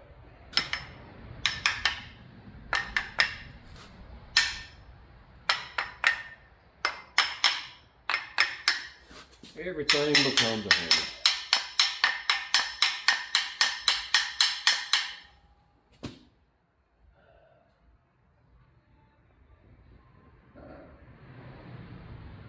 Still not quite on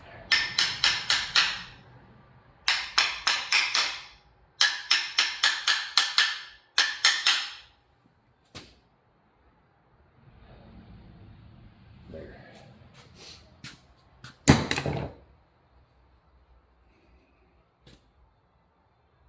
I want everybody to know that I am officially tired of fooling with this.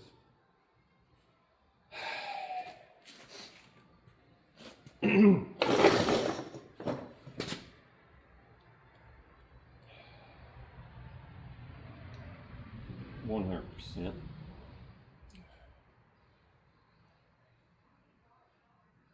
Where did the little thing go?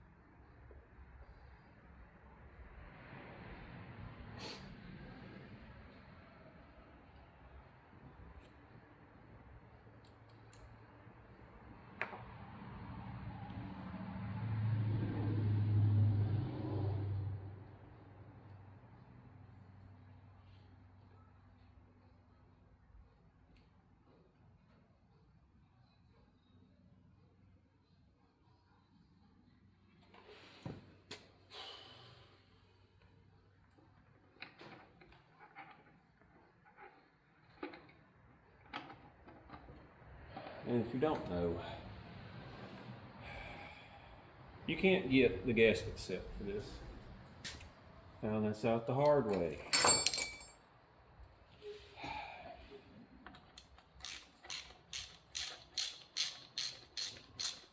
You have to buy a whole timing cover. Makes sense, they're bad about warping and leaking, but you can't buy the gasket.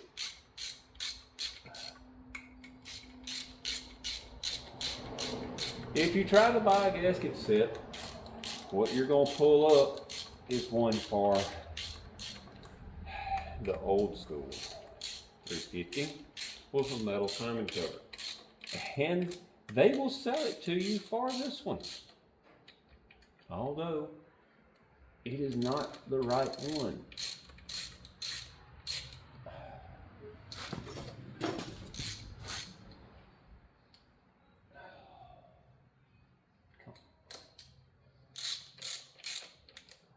Oh, I got one trying to cross thread.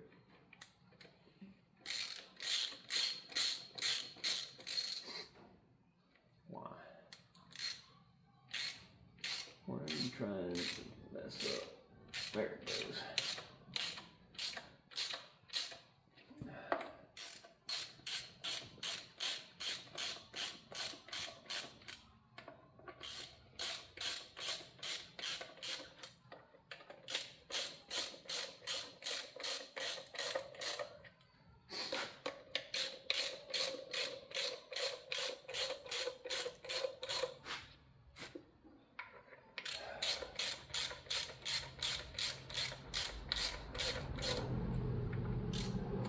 It's actually cheaper to buy this whole new piece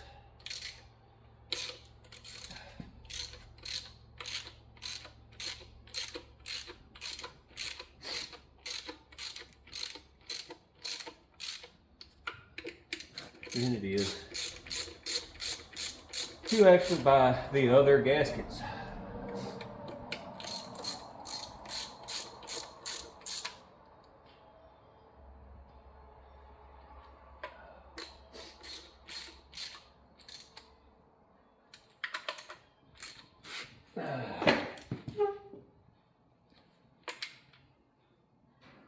I don't know if these are supposed to torque too.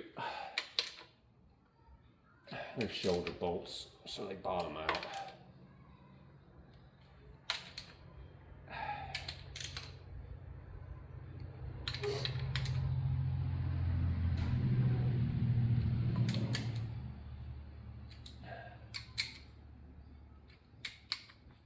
I think.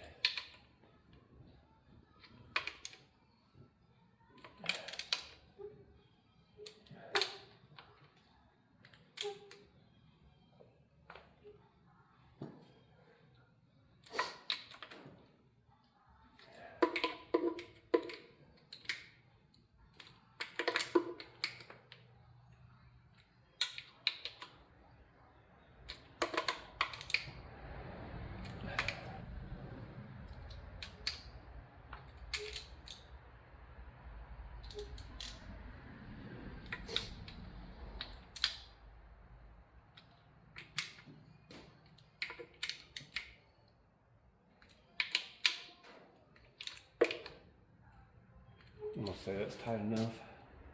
Now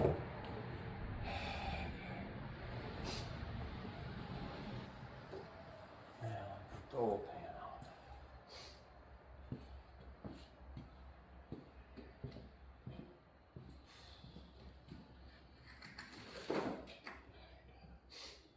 And the oil pan gasket requires some silicone in a few places.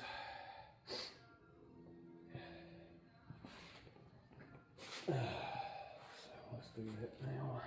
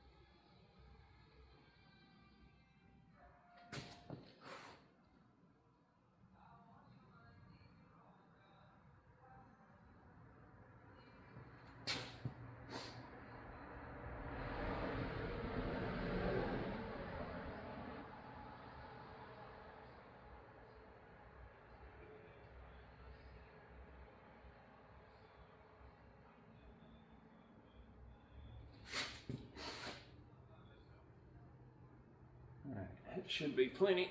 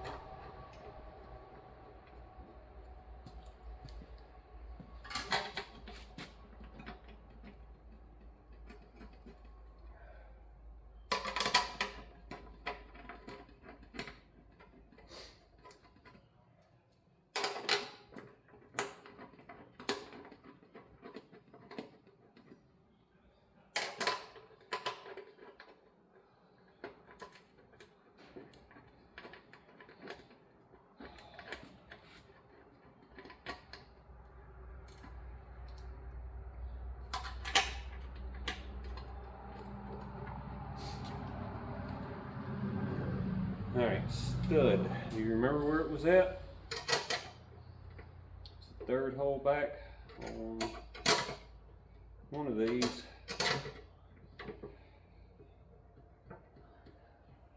I don't remember which side.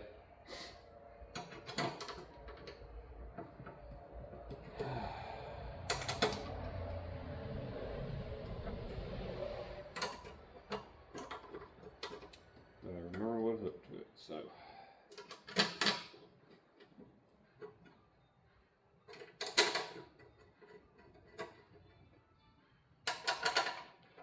I always swap it.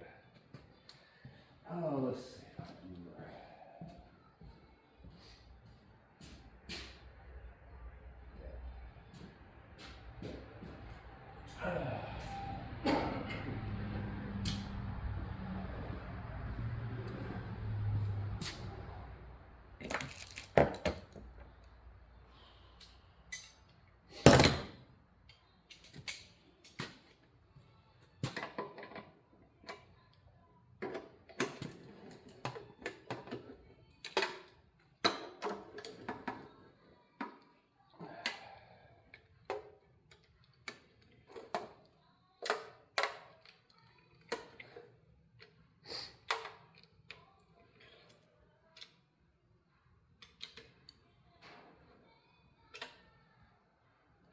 Right there. There are marks on it that show where it should be from the bracket. I was one hole off.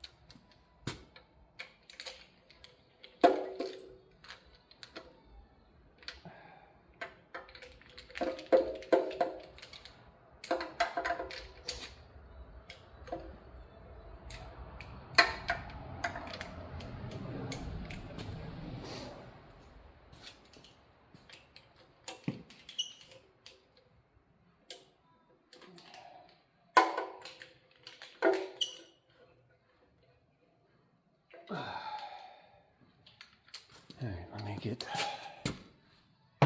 pins.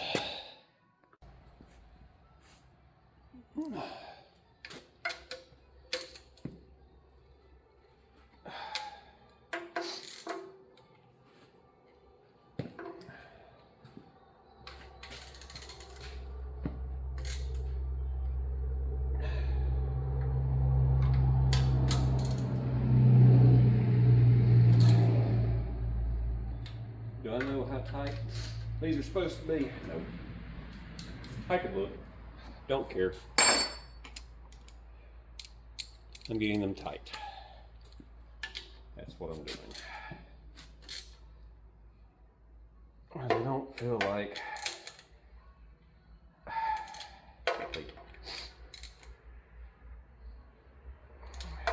this isn't a cork gasket. I'm not worried about cutting it.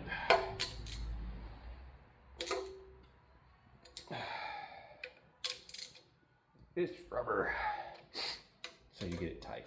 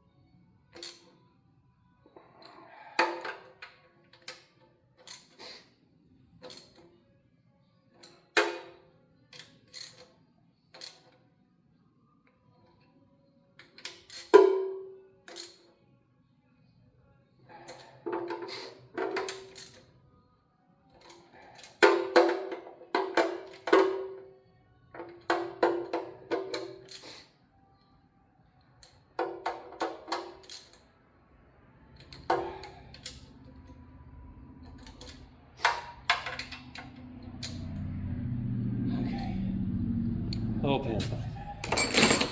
Now, clean up the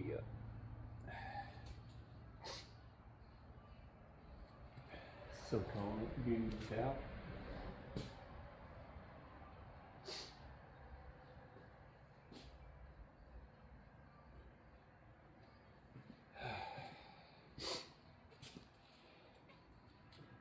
Now, get some oil off of it and spray a little paint on it. All right, I'm doing a very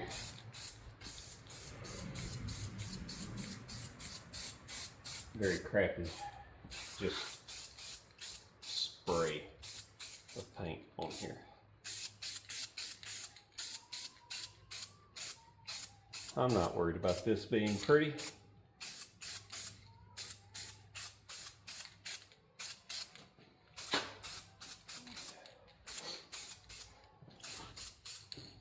I'm just touching it up. Paint over dirt that's still on the pan, because you know what? I cleaned this as best I could, and it still ain't all that great. Like I said, this is a quick and dirty thing.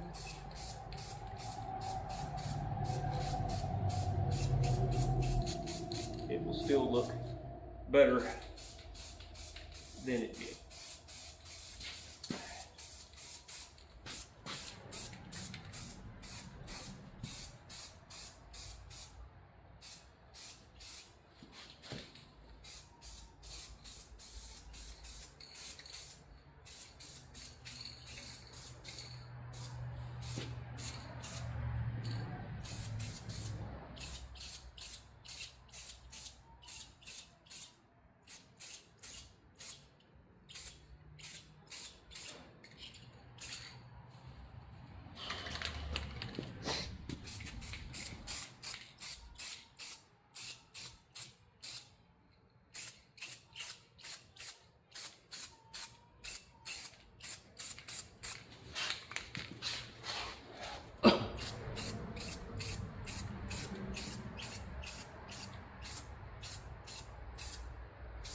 I will clean the mating surfaces back up.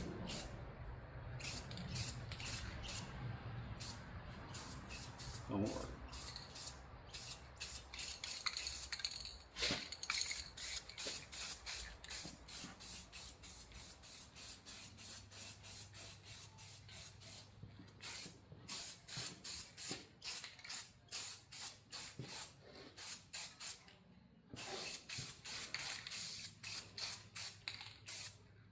There.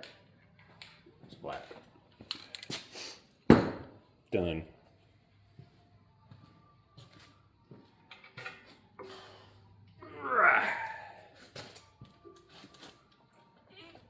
Ooh, she's heavy. There. Back over. Like so. Okay. Hit that. Oh, that paint stinks.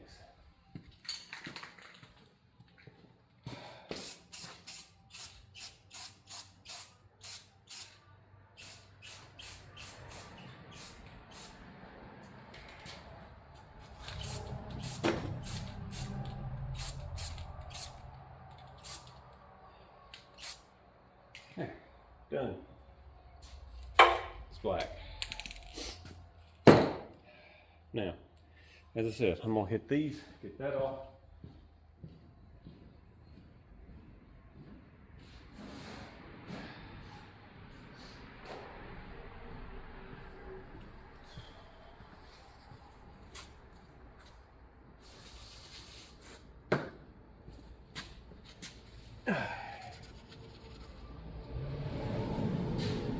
Voila.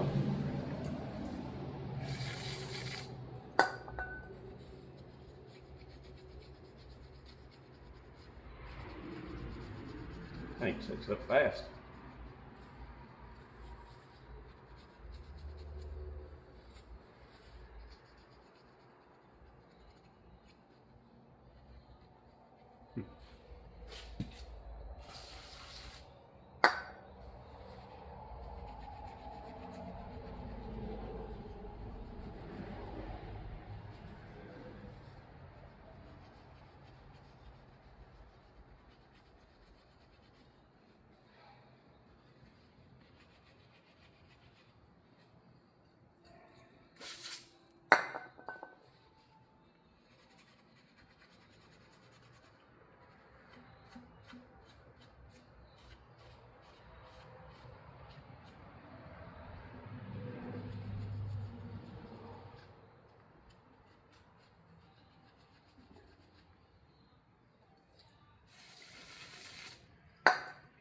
Now, if I was doing multiple coats of paint and doing a, show quality type thing, I would have taped all this up. But I'm not. I did one little bitty coat just to freshen it up, because this is a work truck, and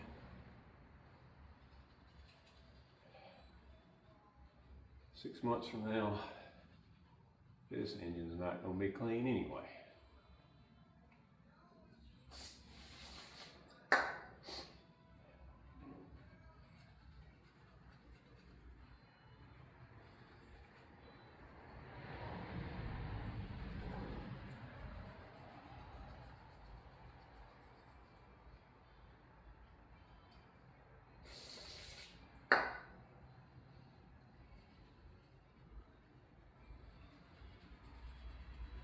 I honestly don't know why I bothered painting it, to be honest.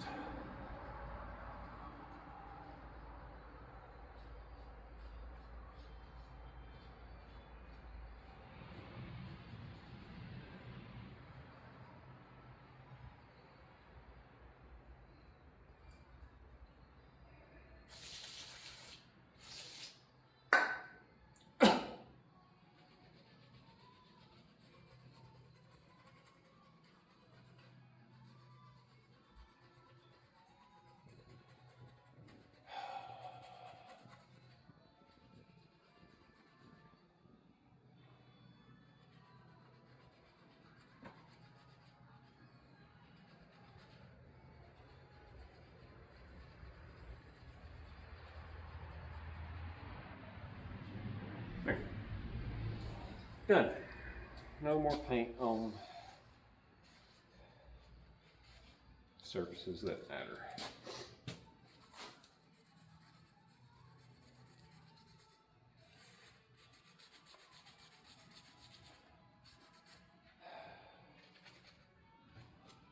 I get all the oil off these surfaces again.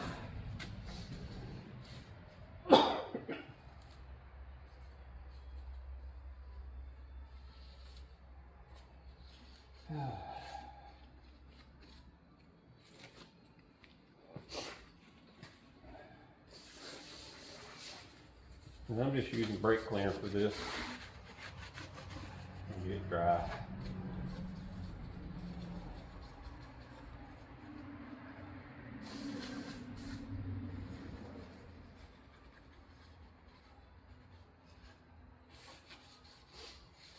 All right. Now, put the intake on. Intake.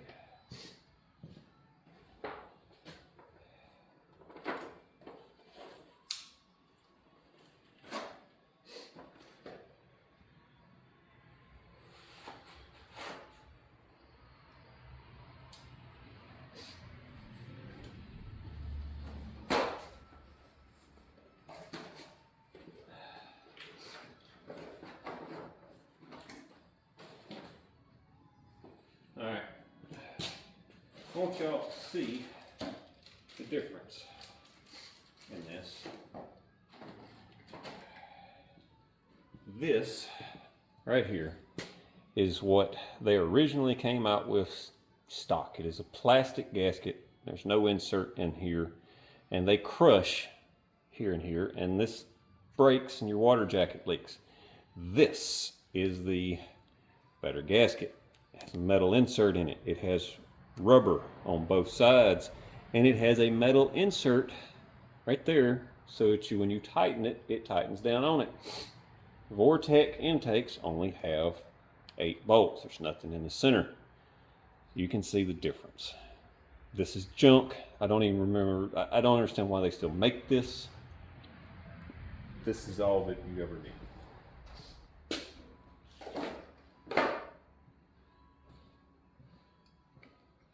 They have little tabs that fit in these holes right here. course, I've got to put a little silicone on here. Okay. Before I do that, I need to make sure the bottom of that intake is clean. All right.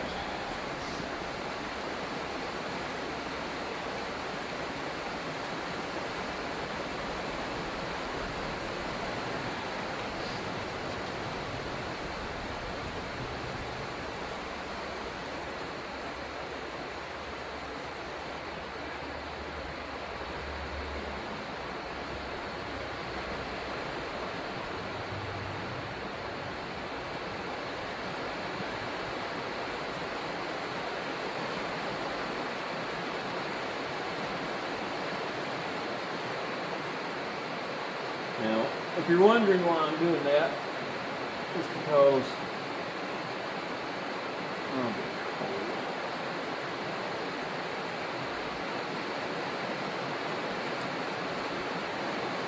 the intake gasket here is nothing more than a really big blob of this gray sealant.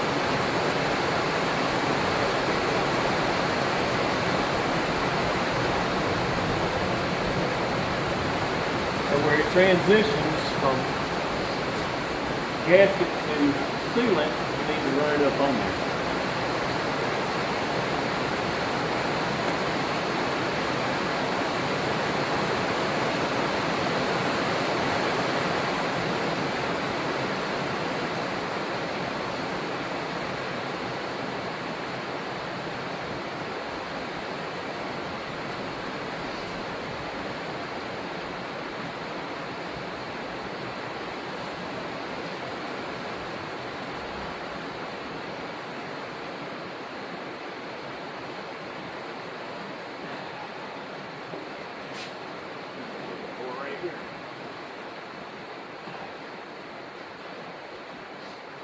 Okay.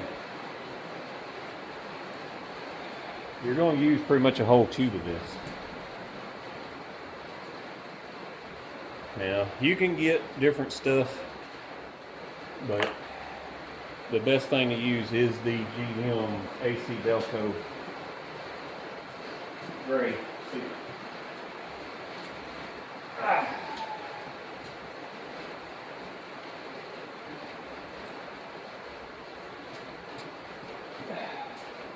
Work this under there, and then just drop it down.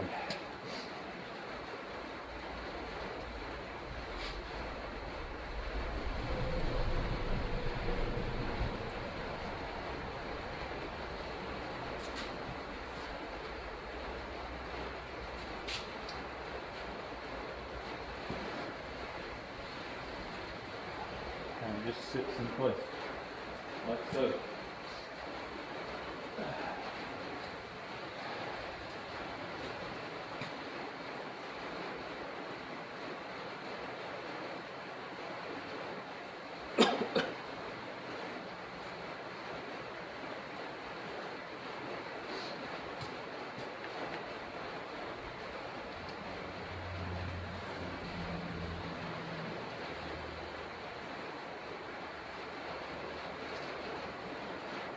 Now this sealant is very important because, like I said, that is your gasket.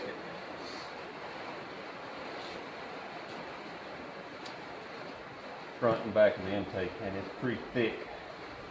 It's filling up like a 1/8 inch gap.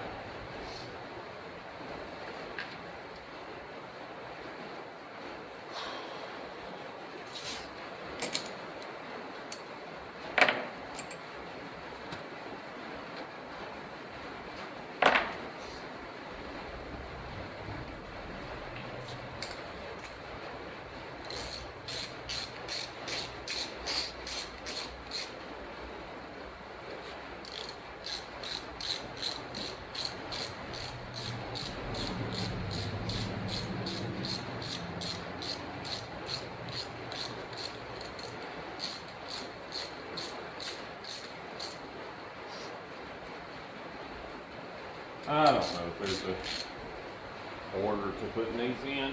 I'm just doing it this way. I know you don't want to over tighten.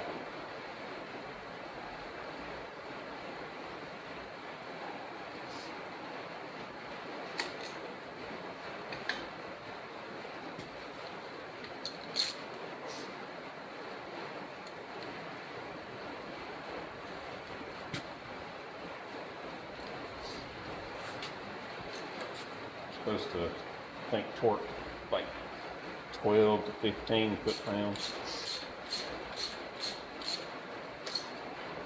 which is not a lot.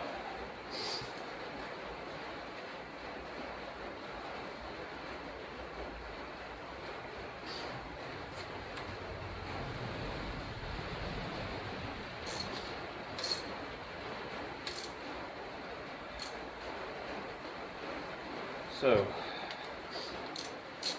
I am not going to torque them because my torque wrench doesn't go down that low. I'm going to get them tight.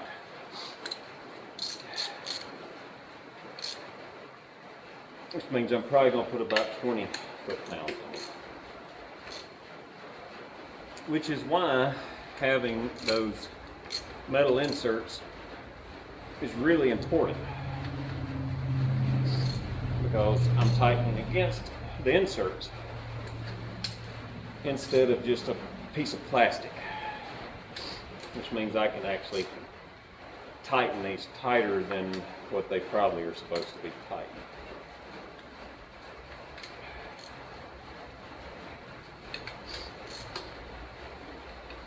I would guess this is about 20, to be honest.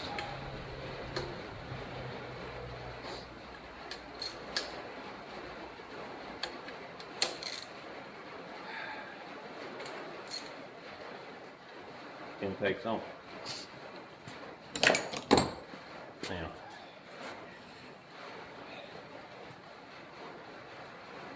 that looks pretty good. Take some of that off.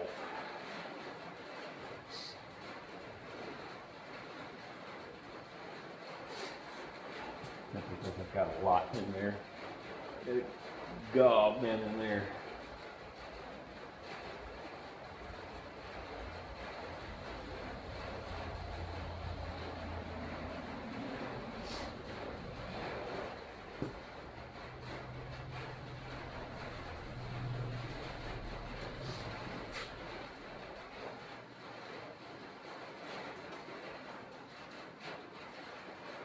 Yep.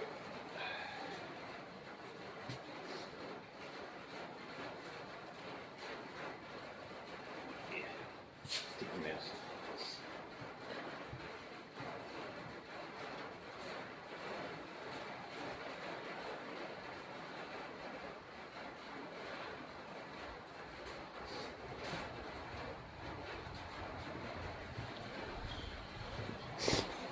Okay, valve covers.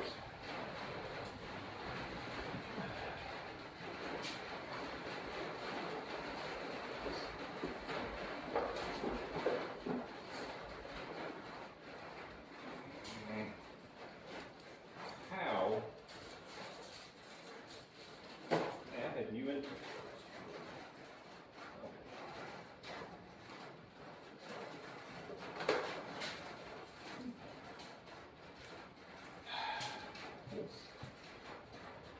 Well, I had new intake bolts and didn't know it. They came in that kit.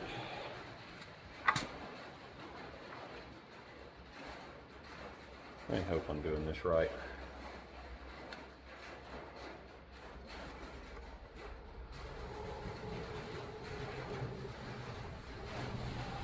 Not putting a gasket in, no, sticking valve covers on the right side.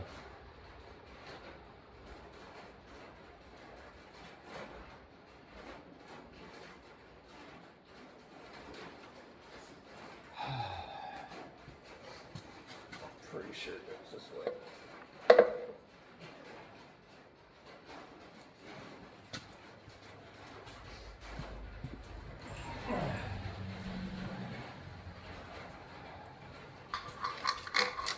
I need to make sure I'm right. The great thing is there's video too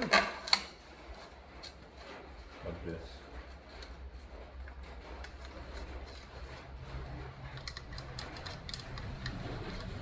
I'm almost certain this is the way this goes. Let me do some checking. Okay, did a little checking, and this is right.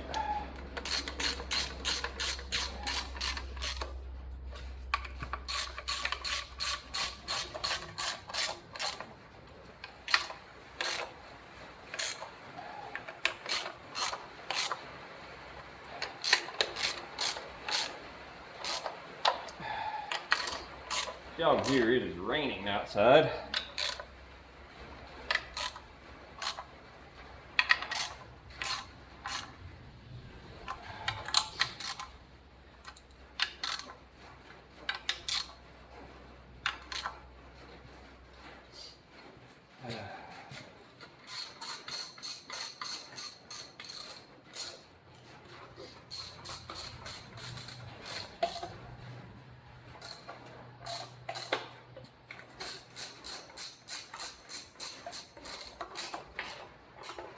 I feel like there's a gasket in there for this. If it is, I'm gonna find it, put it in there, because she does seep some oil here and make a mess.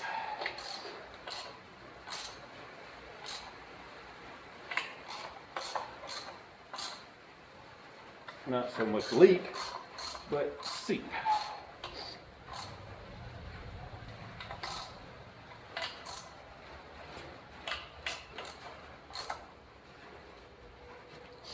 Okay, let me do my paint.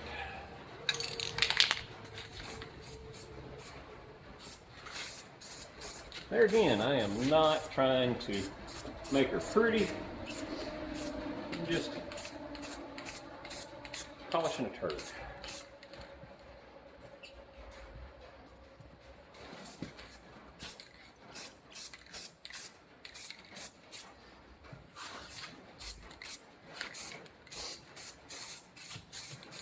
We're just freshening up just a little bit.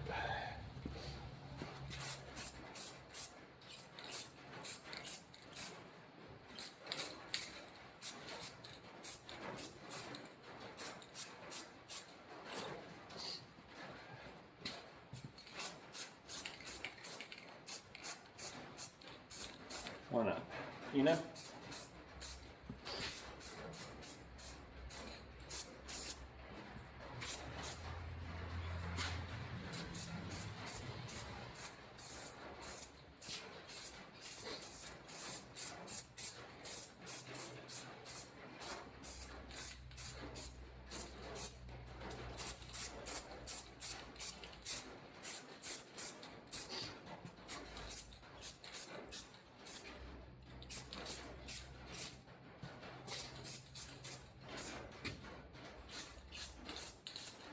And I've done some pretty engines before.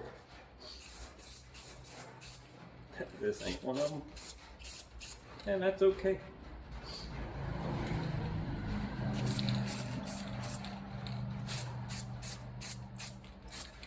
I am 100% okay with that.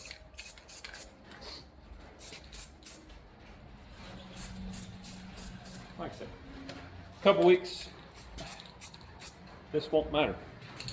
All right, I'm breaking for lunch. Uncover, come back, throw the water pump on, distributor, exhaust, and a couple of brackets, and this will be done. And I went ahead and glued the gaskets on, stuck this water pump on.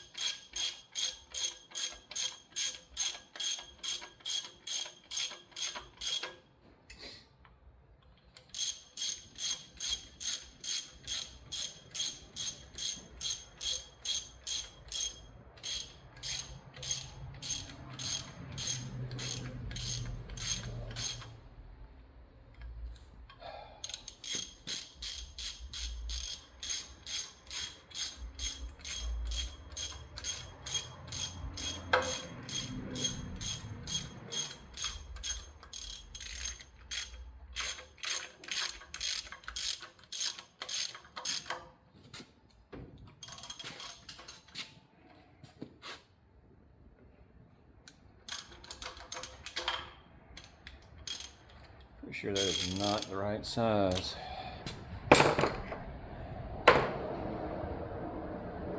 It's over here somewhere. Supposed to be.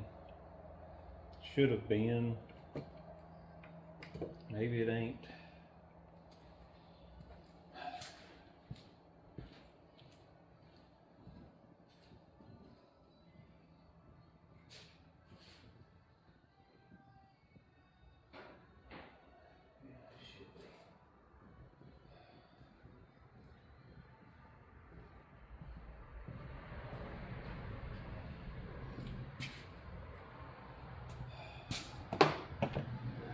I know it's over here.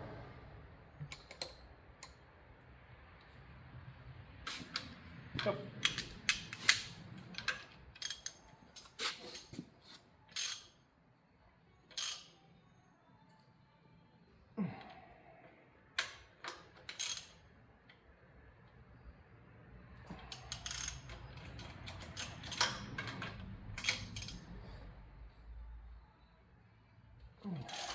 What's the torque spec on the water pump? Tight. I don't know. I can look it up.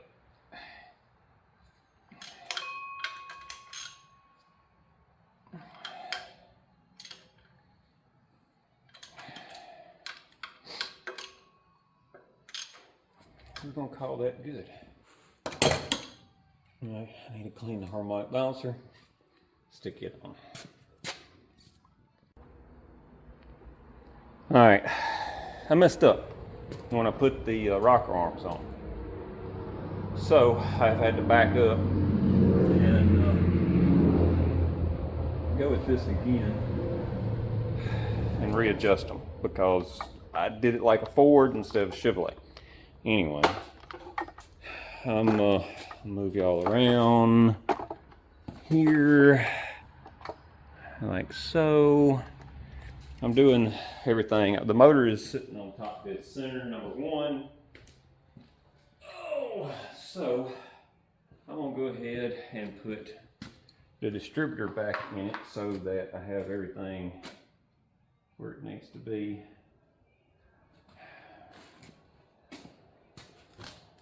All right, now distributor gasket. There we go, right there.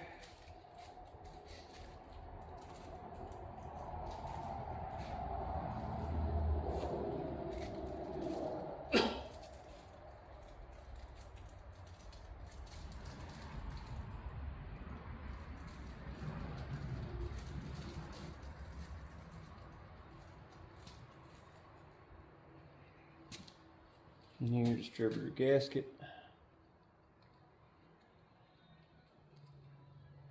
On.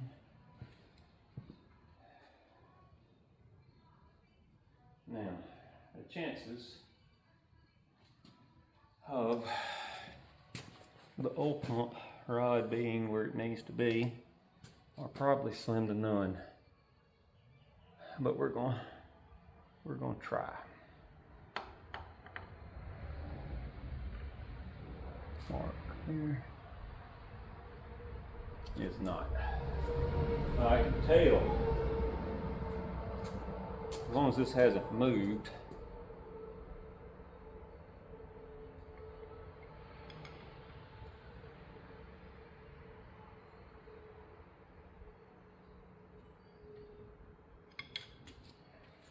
Pretty close.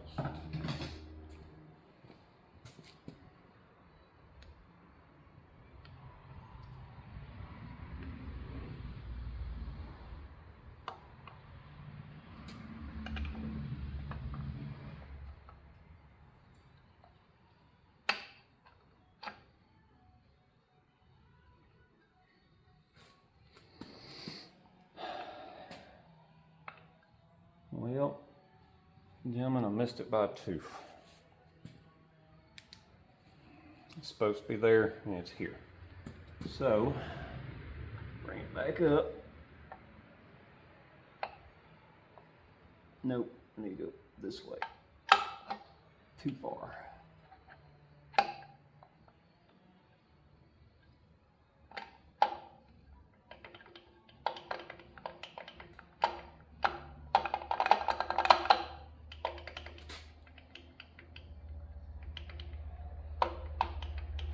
what's fighting me is the oil pump.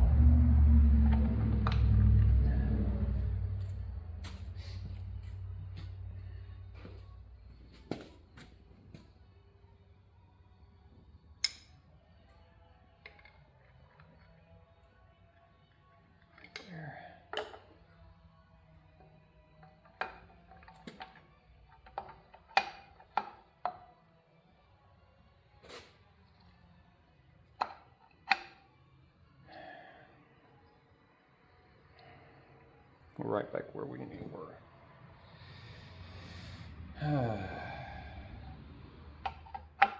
That's too much.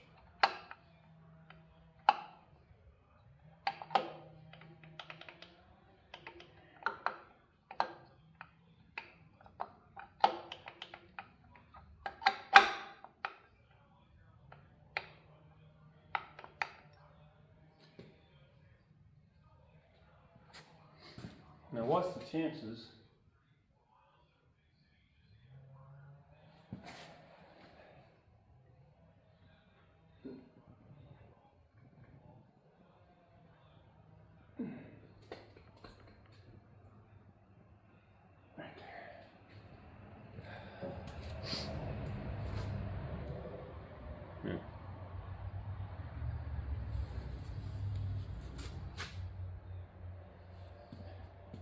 that the timing chain was stretched enough that it had my timing off.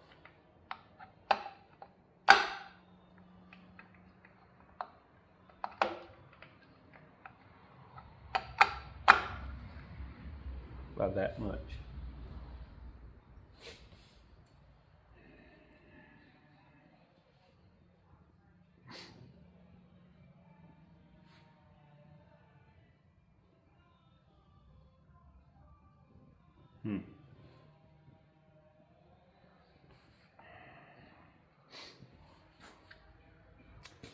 Because remember, I had problems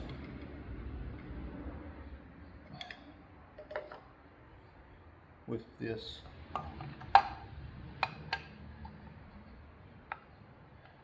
before.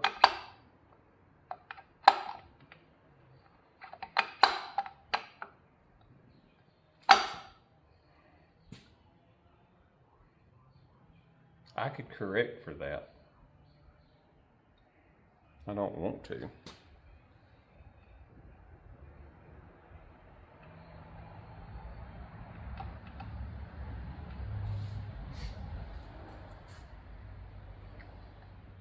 See, I had to modify this to make it work before.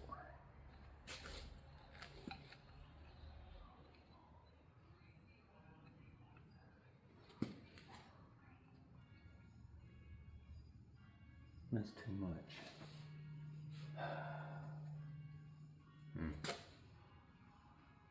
This way. Go like that.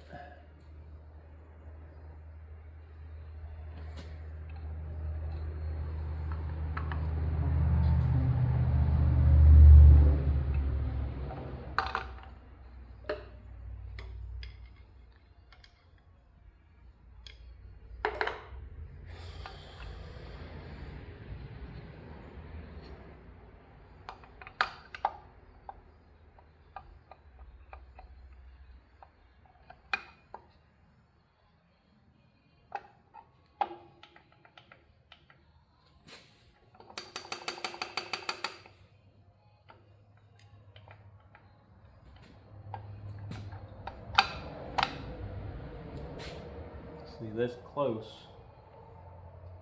That's on the opposite side of it. It's over here.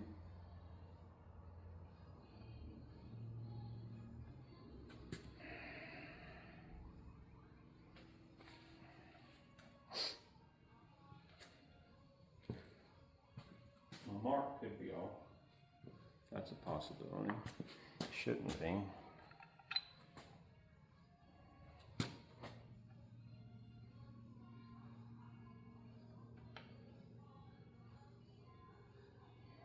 If I had to go with one, I think I'd go with the other.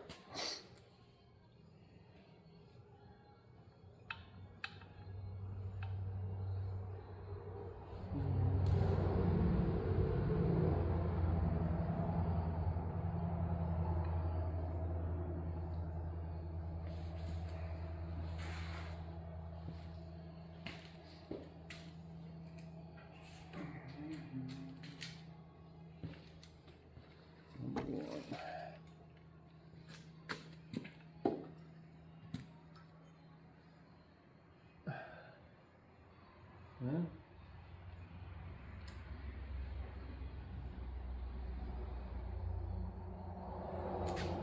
that is sitting. Number one is right there. It's right in front of number one. I got more room to rotate that direction. Let's try the other one.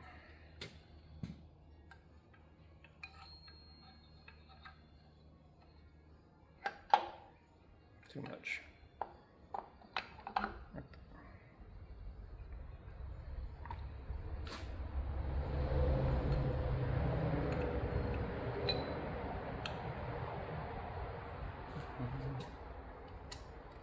See, that's past number one.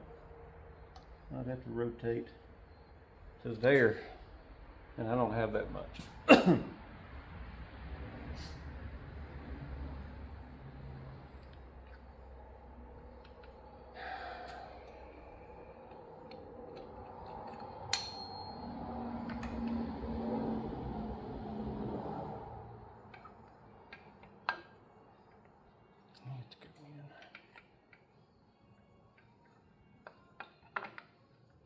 That's the one it went to.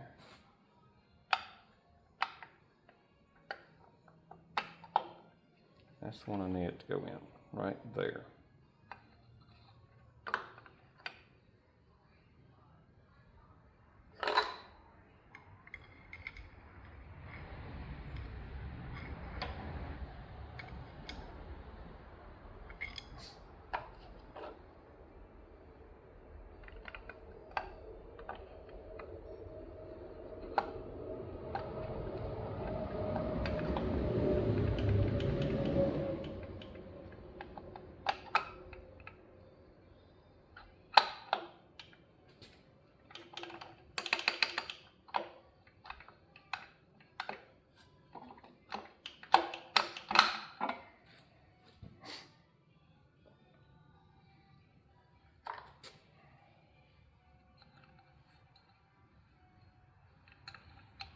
Okay.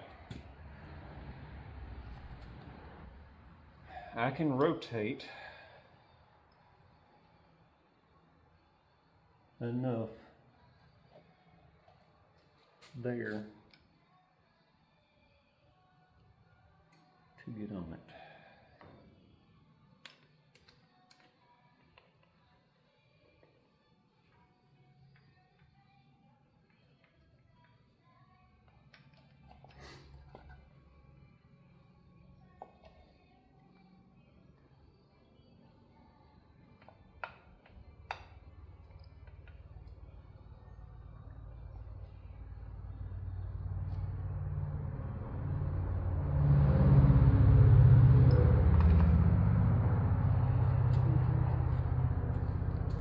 I don't like that. I'm way off my mark.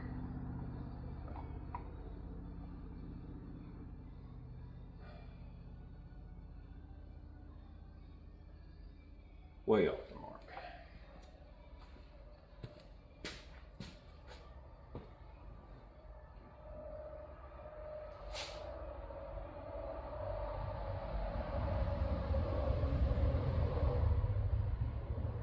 That is dead on, top dead center, number one.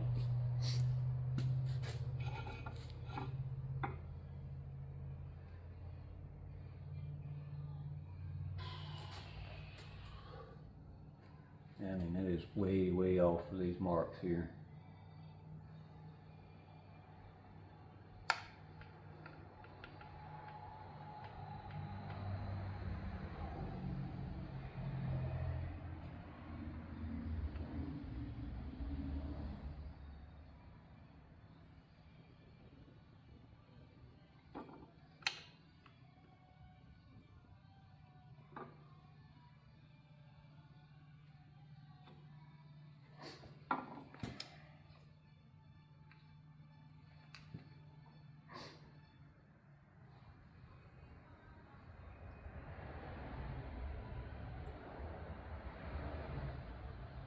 I've got it right on number 1, so that should function.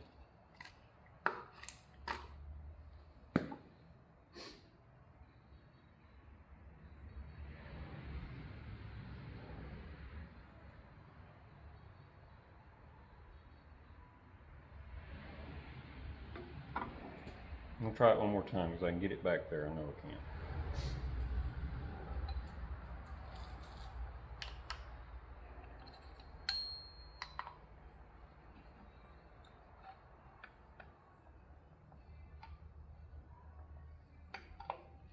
That is the next.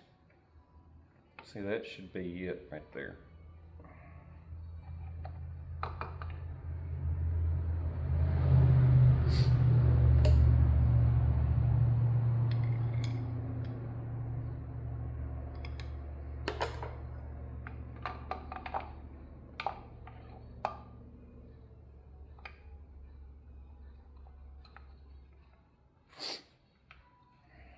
See, that's got it right there.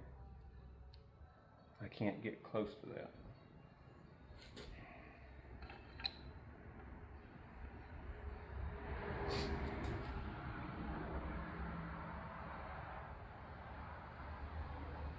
That puts it right in front of number 1.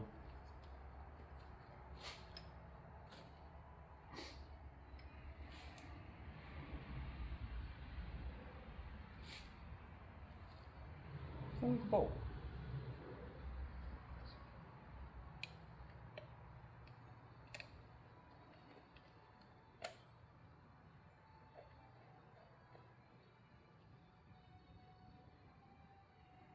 Okay. So if we go with that,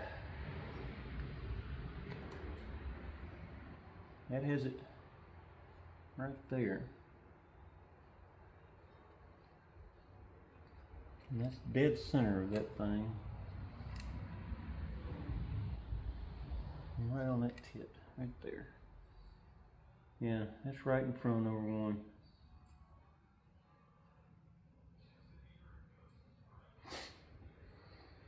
So, which do I go with?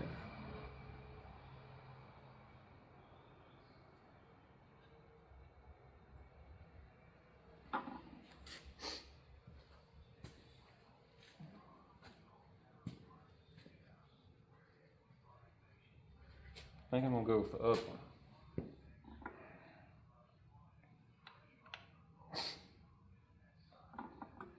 I think I had enough slack in the timing chain that was throwing the timing off.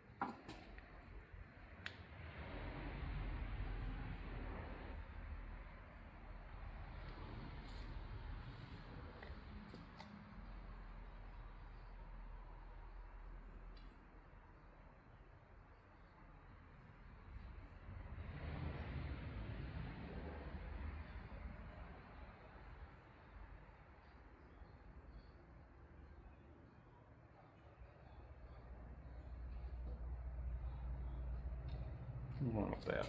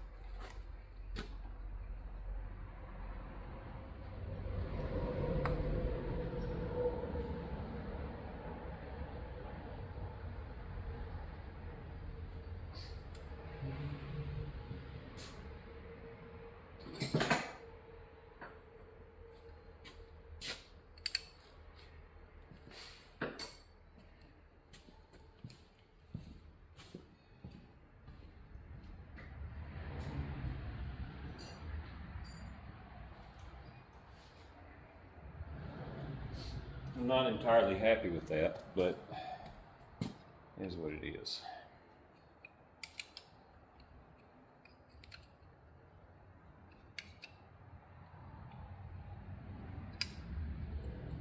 I think it'll run. Might turn the check engine light on.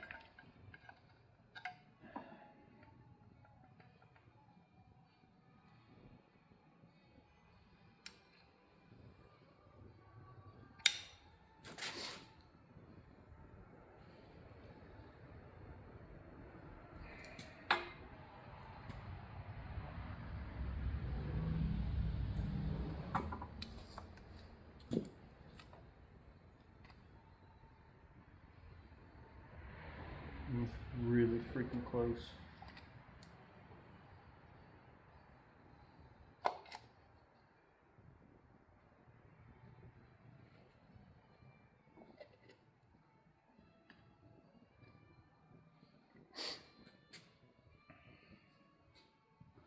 Okay.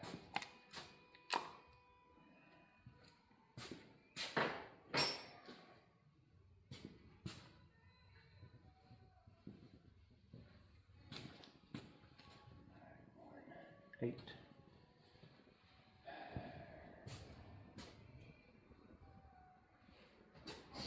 One, eight. So one, that's eight.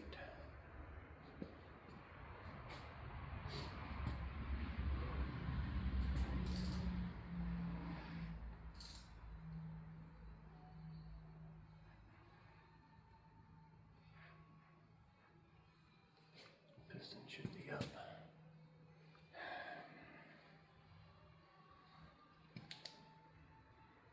Yep, it's up.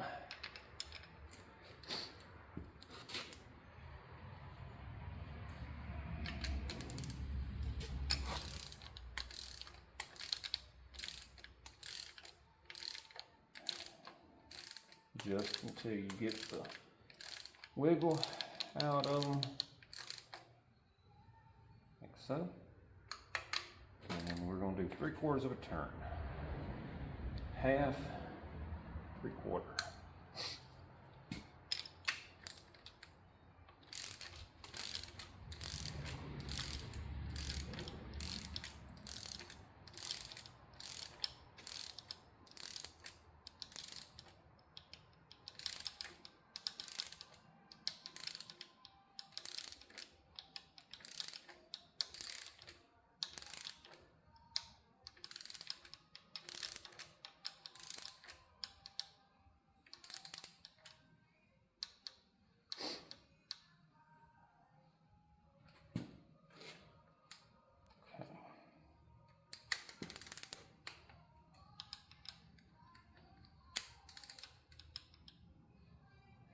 Okay, and we'll do half and 1/4. And I'm gonna repeat that until I get all of them done. All right, y'all just watched me do something that's very, very easy to do because I wasn't paying attention. I just put that in, set the spark timing 180 degrees out, because that is hitting number 1 cylinder on the exhaust stroke. So let me redo this. All right, we're doing an intake stroke right now. And we're now coming up on the compression stroke. Right there. Yep, 180 degrees. So, oh, I'm glad I caught that. Let's try this again. She might time a little better this time.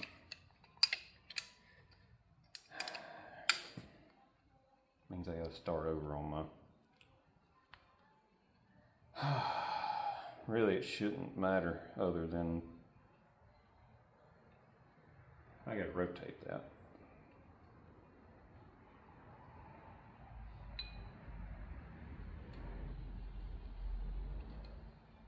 Can't believe I did that. All right, now spin this 180 degrees. Of course, we start this over again. May make a difference.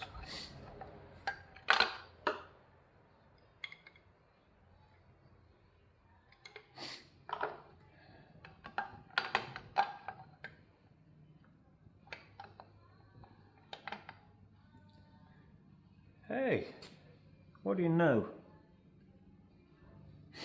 All our marks line up. So much better. I knew something wasn't right.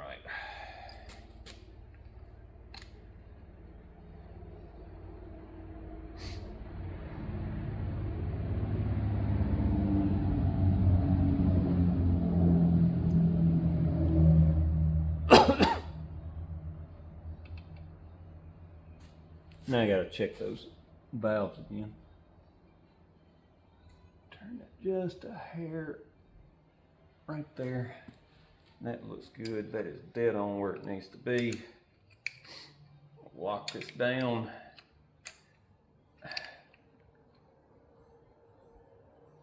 And voila. Now she's timed like she's supposed to be.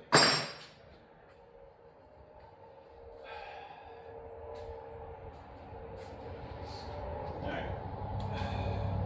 I'm going to back these off and redo them.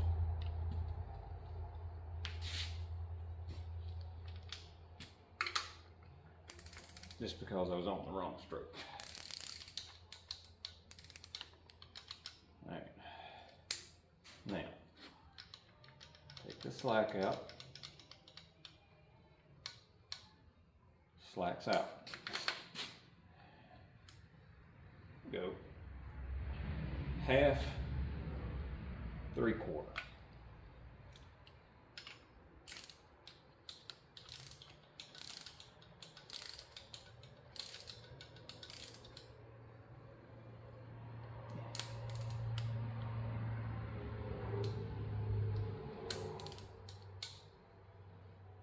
Okay.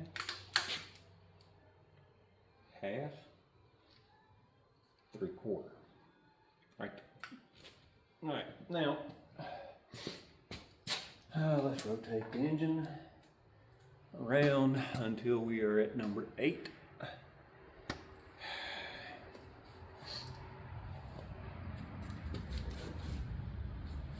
Oh. Number 8.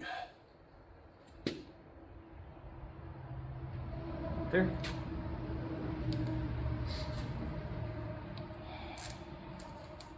And again, I'm gonna redo them because I done them on the wrong one.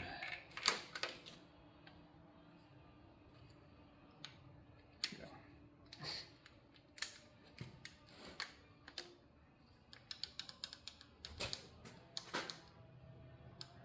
There we go.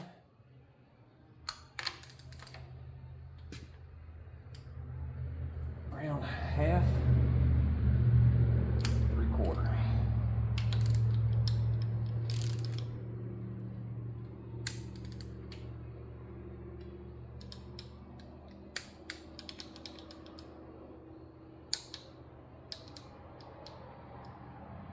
There.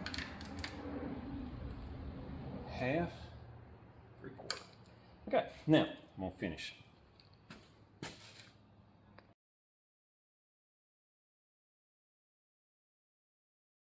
Good morning, everybody. We're now on week 3 of this project, and me being sick just kind of slowed it down severely. Had to go back to work because the holidays were over, and we also had a boo-boo. As you can see, the engine's in there for the second time.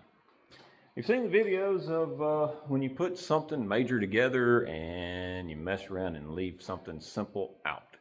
And it requires you to remove everything to put that one piece in. Well, here's the pictures of what happened.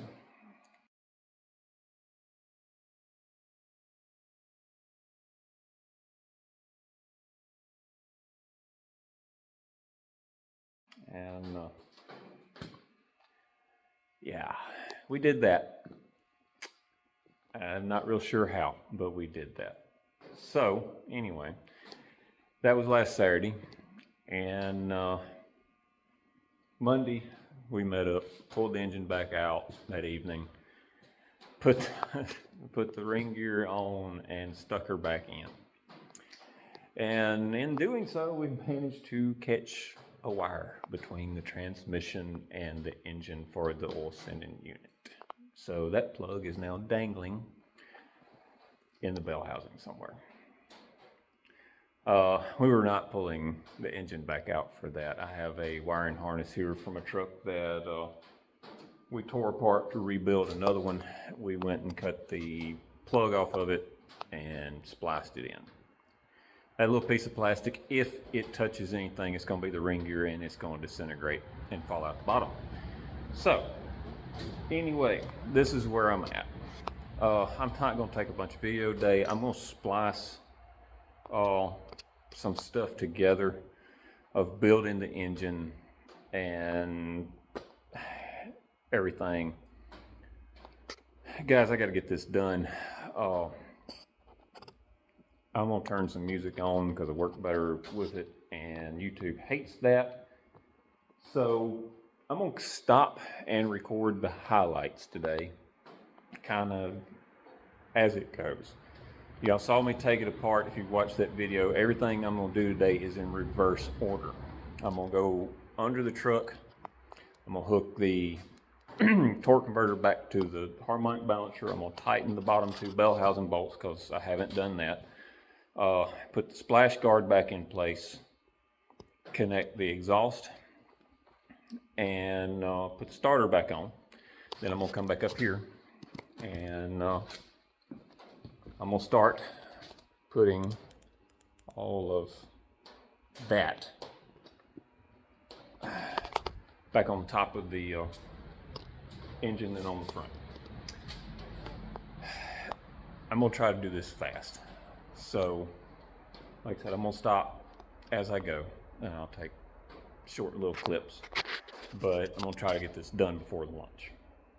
And moving the camera around and having it in the way is not productive to that, guys. I'm sorry. But like I said, this is completely reverse order from the way I took it apart.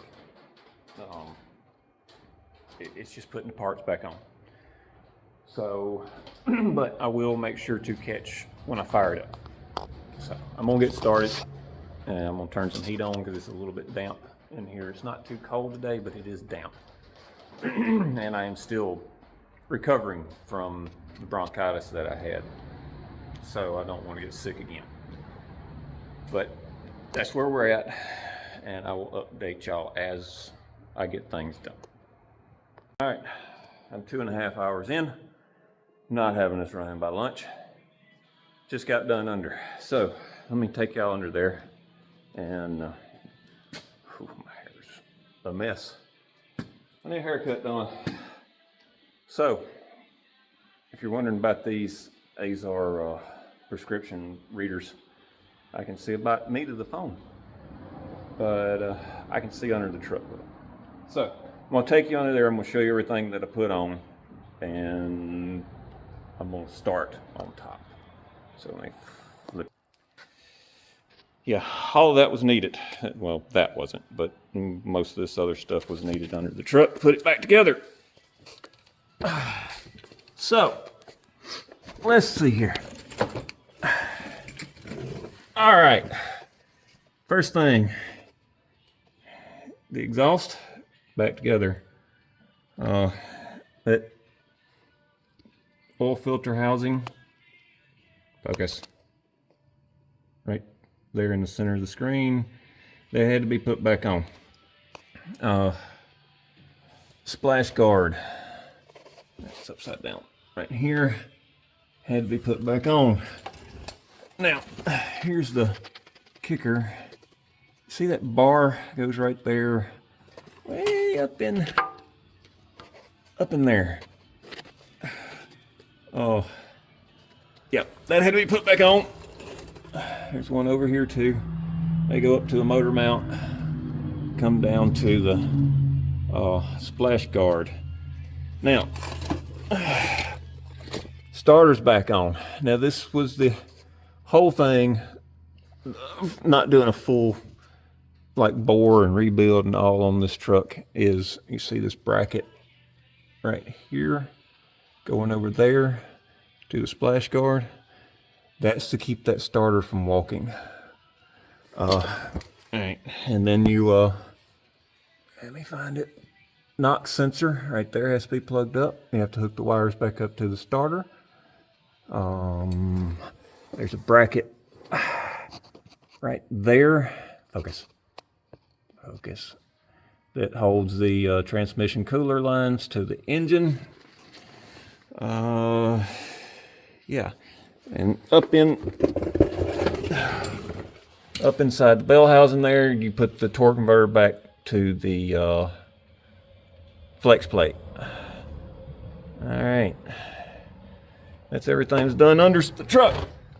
A lot of those are in really bad spots to get to, but everything on the bottom of the truck is done. And we thought we had lost a bolt the other day, so we come up with this. Well, this was laying under there with all the other bolts, and I think I sat there for like 5 minutes trying to figure out where that bolt came from. And then I realized, hey, there was no nylock bolts that come off this truck. This is the one that we got to replace the one that we thought we lost. So yes, this pile of tools was required. I don't think that 1 inch was, that was, we used that on the steering gear. But all of this was needed under there. Even that, to put one bolt back in. So, now we move on to up here. I'm gonna get up here, I'm gonna hook all this up. I've got a bracket that held the wiring harness back there in the back that I missed. I think it was supposed to go on one of the bell housing bolts. I'm gonna check and make sure that wire can't get into anything. And I'm gonna put all this back on. The wiring harness is laid in its place. Guys, it's hard for me to focus on this because my glasses are out. That little bracket goes right there. Of course, these go down. I think that is going to go down there to the power steering pump. I got power steering pump lines to hook up. All that stuff over there will lay on the engine. And I'll get it laid on there and take a picture, come on and show y'all. Oh, and I was clean when I went under.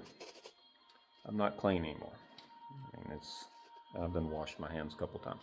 It's filthy under this truck. All right, it's back in there. We have cranked it. It fired right up, no knocks, no nothing. So didn't want to crank up at first. Kind of spun a good bit, fired up, and once it finally fired up, it run good, but it turned the check engine light on instantly.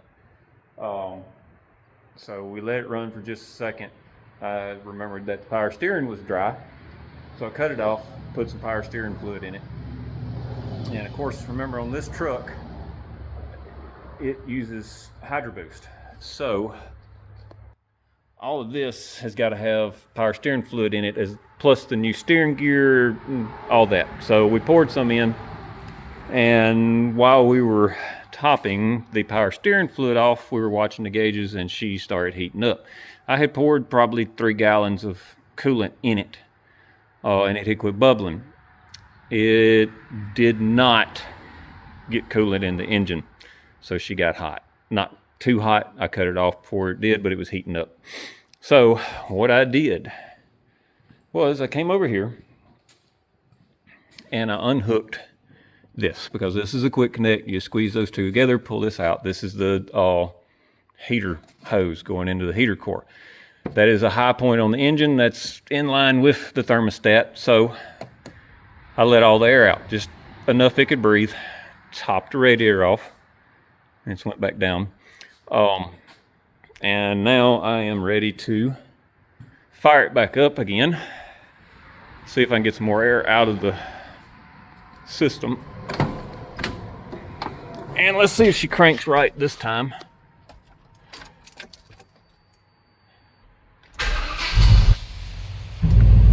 Perfect. Still got something going on, but we've got really good oil pressure. Temperature's down. Let's see, let me find my phone and see what we got going on with the check engine light.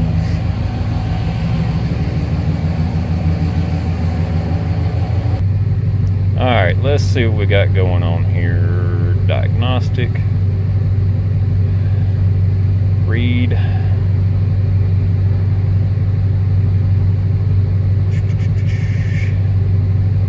Cam position sensor, malfunction, crankshaft position sensor correlation. All right, this is something I ran into before with this truck. This was when I had problems with the distributor not being where it needed to be. So I may have to move the distributor one way or the other to take care of this. So I also have some clear it out, see if it comes back. I also have some naked wires down there on the crank position sensor, but they've been there for years. So alright, let's see what we've got here.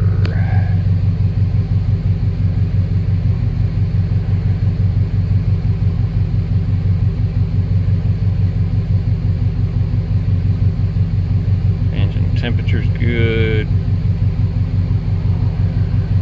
Fuel trim's good.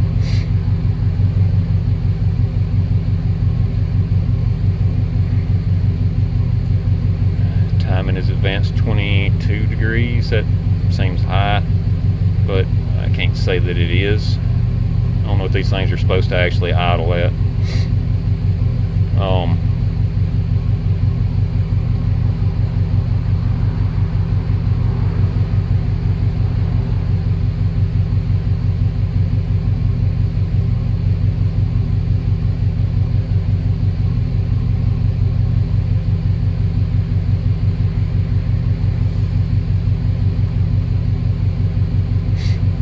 Letting it run.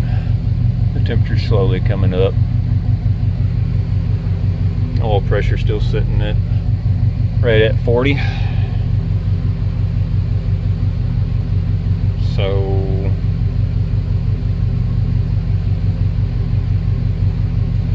okay. See, the check engine light's not back on.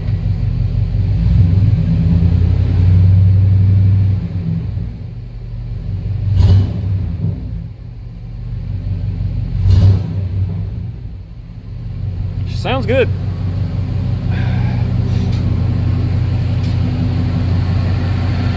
Can't really ask for one to run any better. I'll have to see about that, about the cam position sensor. Could be the crank.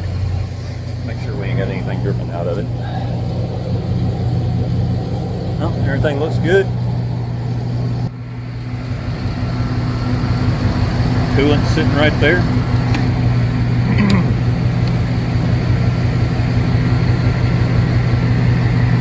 The thermostat hasn't opened yet.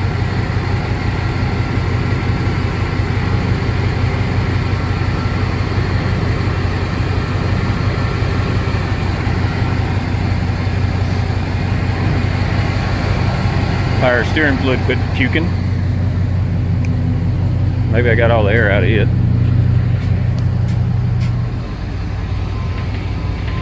No, there's still air in it.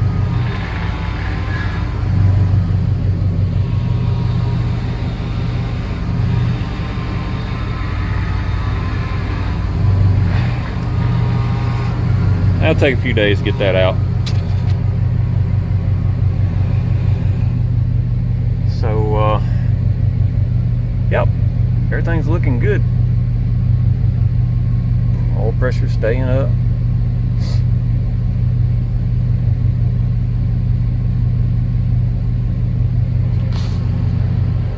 So, I'm gonna let her heat up until the thermostat opens, top her off with coolant, and I may go run it down the road without a hood on it.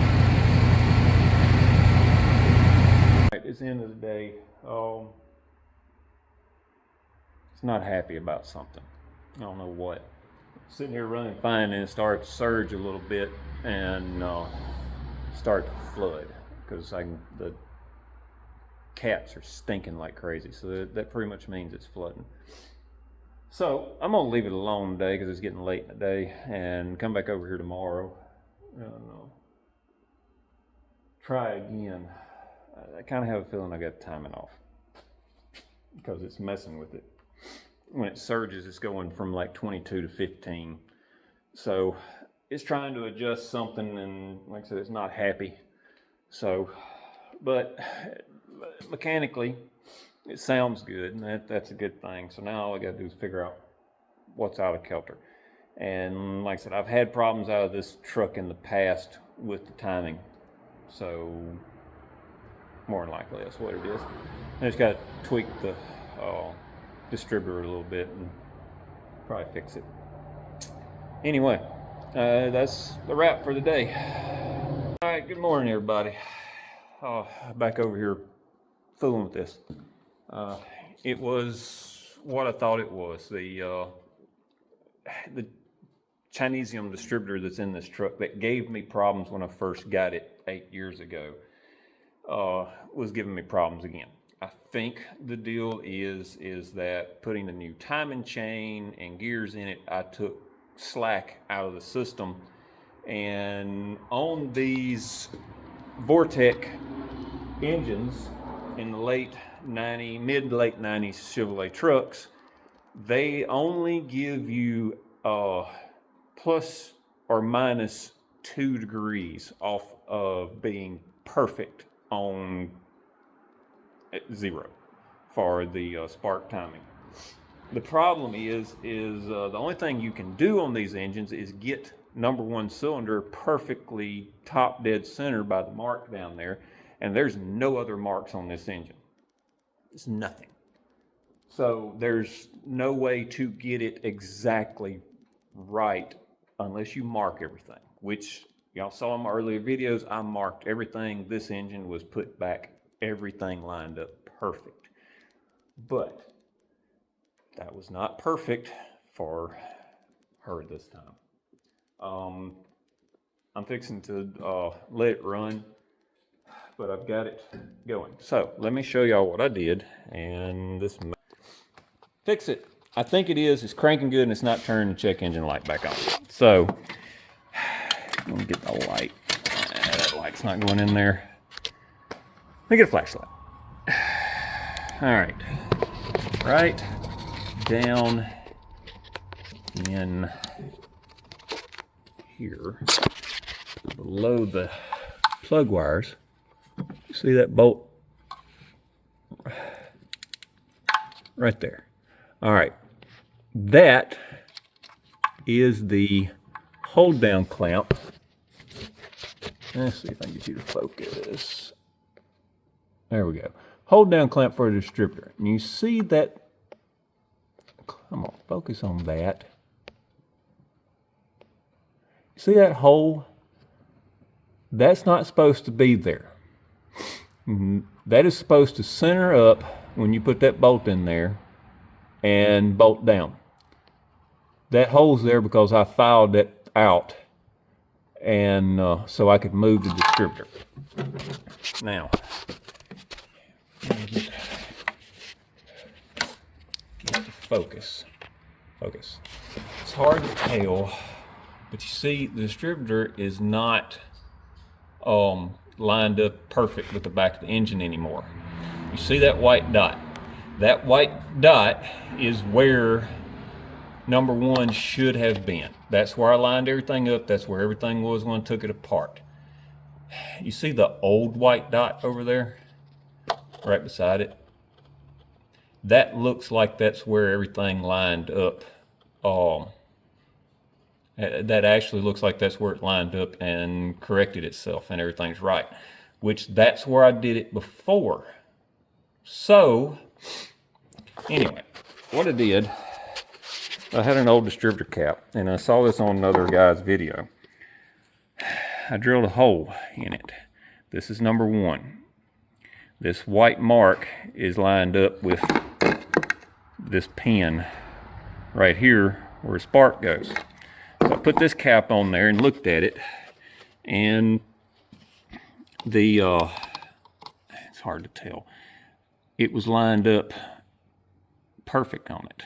This truck's advancing the timing 22 degrees. So I moved it. What I did was fixed it so, say this is the back of the engine where that line is. This is the way it was sitting. I did this.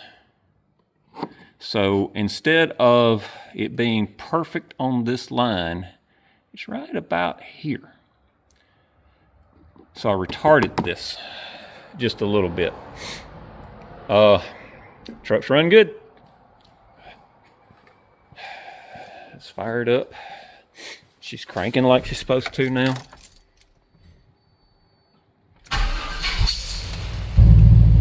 That's about as good as it's ever cranked. It's always kind of hesitated a little bit.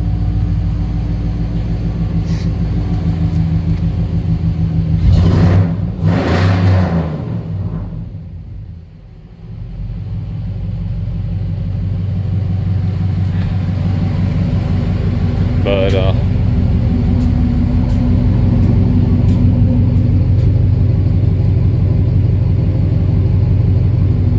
sounds good. I'm gonna let her come up to temp and see what it does. That's where it started messing with the timing yesterday. Once it got everything got up to operating temp. Now I'll let y'all know. We'll see how this works. Well, she's back going again.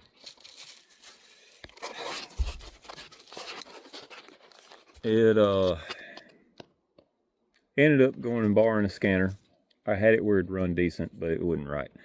Borrowed a full-blown scan tool and checked it, and sure enough, the crank cam correlation was off.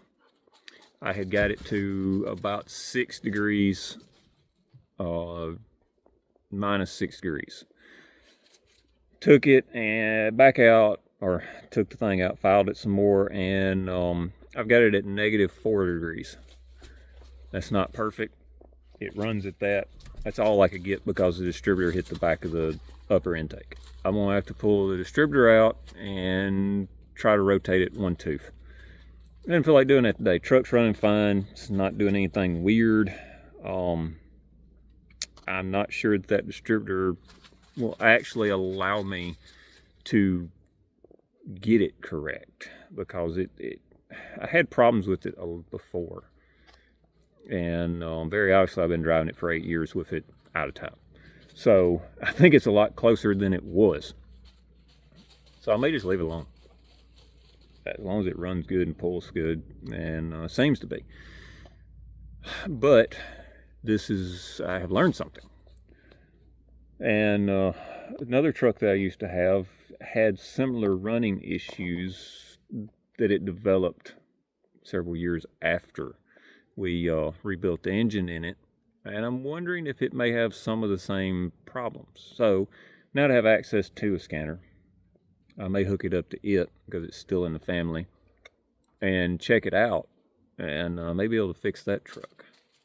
And if you're wondering what it was doing, when it levels out going down the road in overdrive, it starts to buck and miss. You can give it gas and it'll clear up. And what it's doing is that's where it advances the timing the most for better gas mileage. And when it advances the timing, it advances it too far and it's jumping spark to the next cylinder. So, that being said, truck's back running. I know I didn't get a lot of stuff putting it back in, but the video of me taking it out, like I said, everything's just in reverse order. So, if y'all have watched all of this chaos, thank you. And I know this one was a jumbled mess. Look, I apologize. I was sick, bad sick, and I hope to produce better stuff than this one. But we still got a lot of projects. I got that over there to work on. Now that we may get back on this. I want to see this engine unstuck. So I may get this over to the shop. And now the days are starting to get longer, and yoink the motor out of it. And actually, I may pull the transmission. I really think it's locked up at the clutch. I think that is what has it locked up.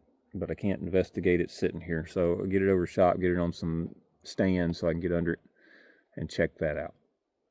So leave in the comments what y'all would like to see me work on next. You want me to work on this? That's going to require some money. I kind of need to sell some stuff.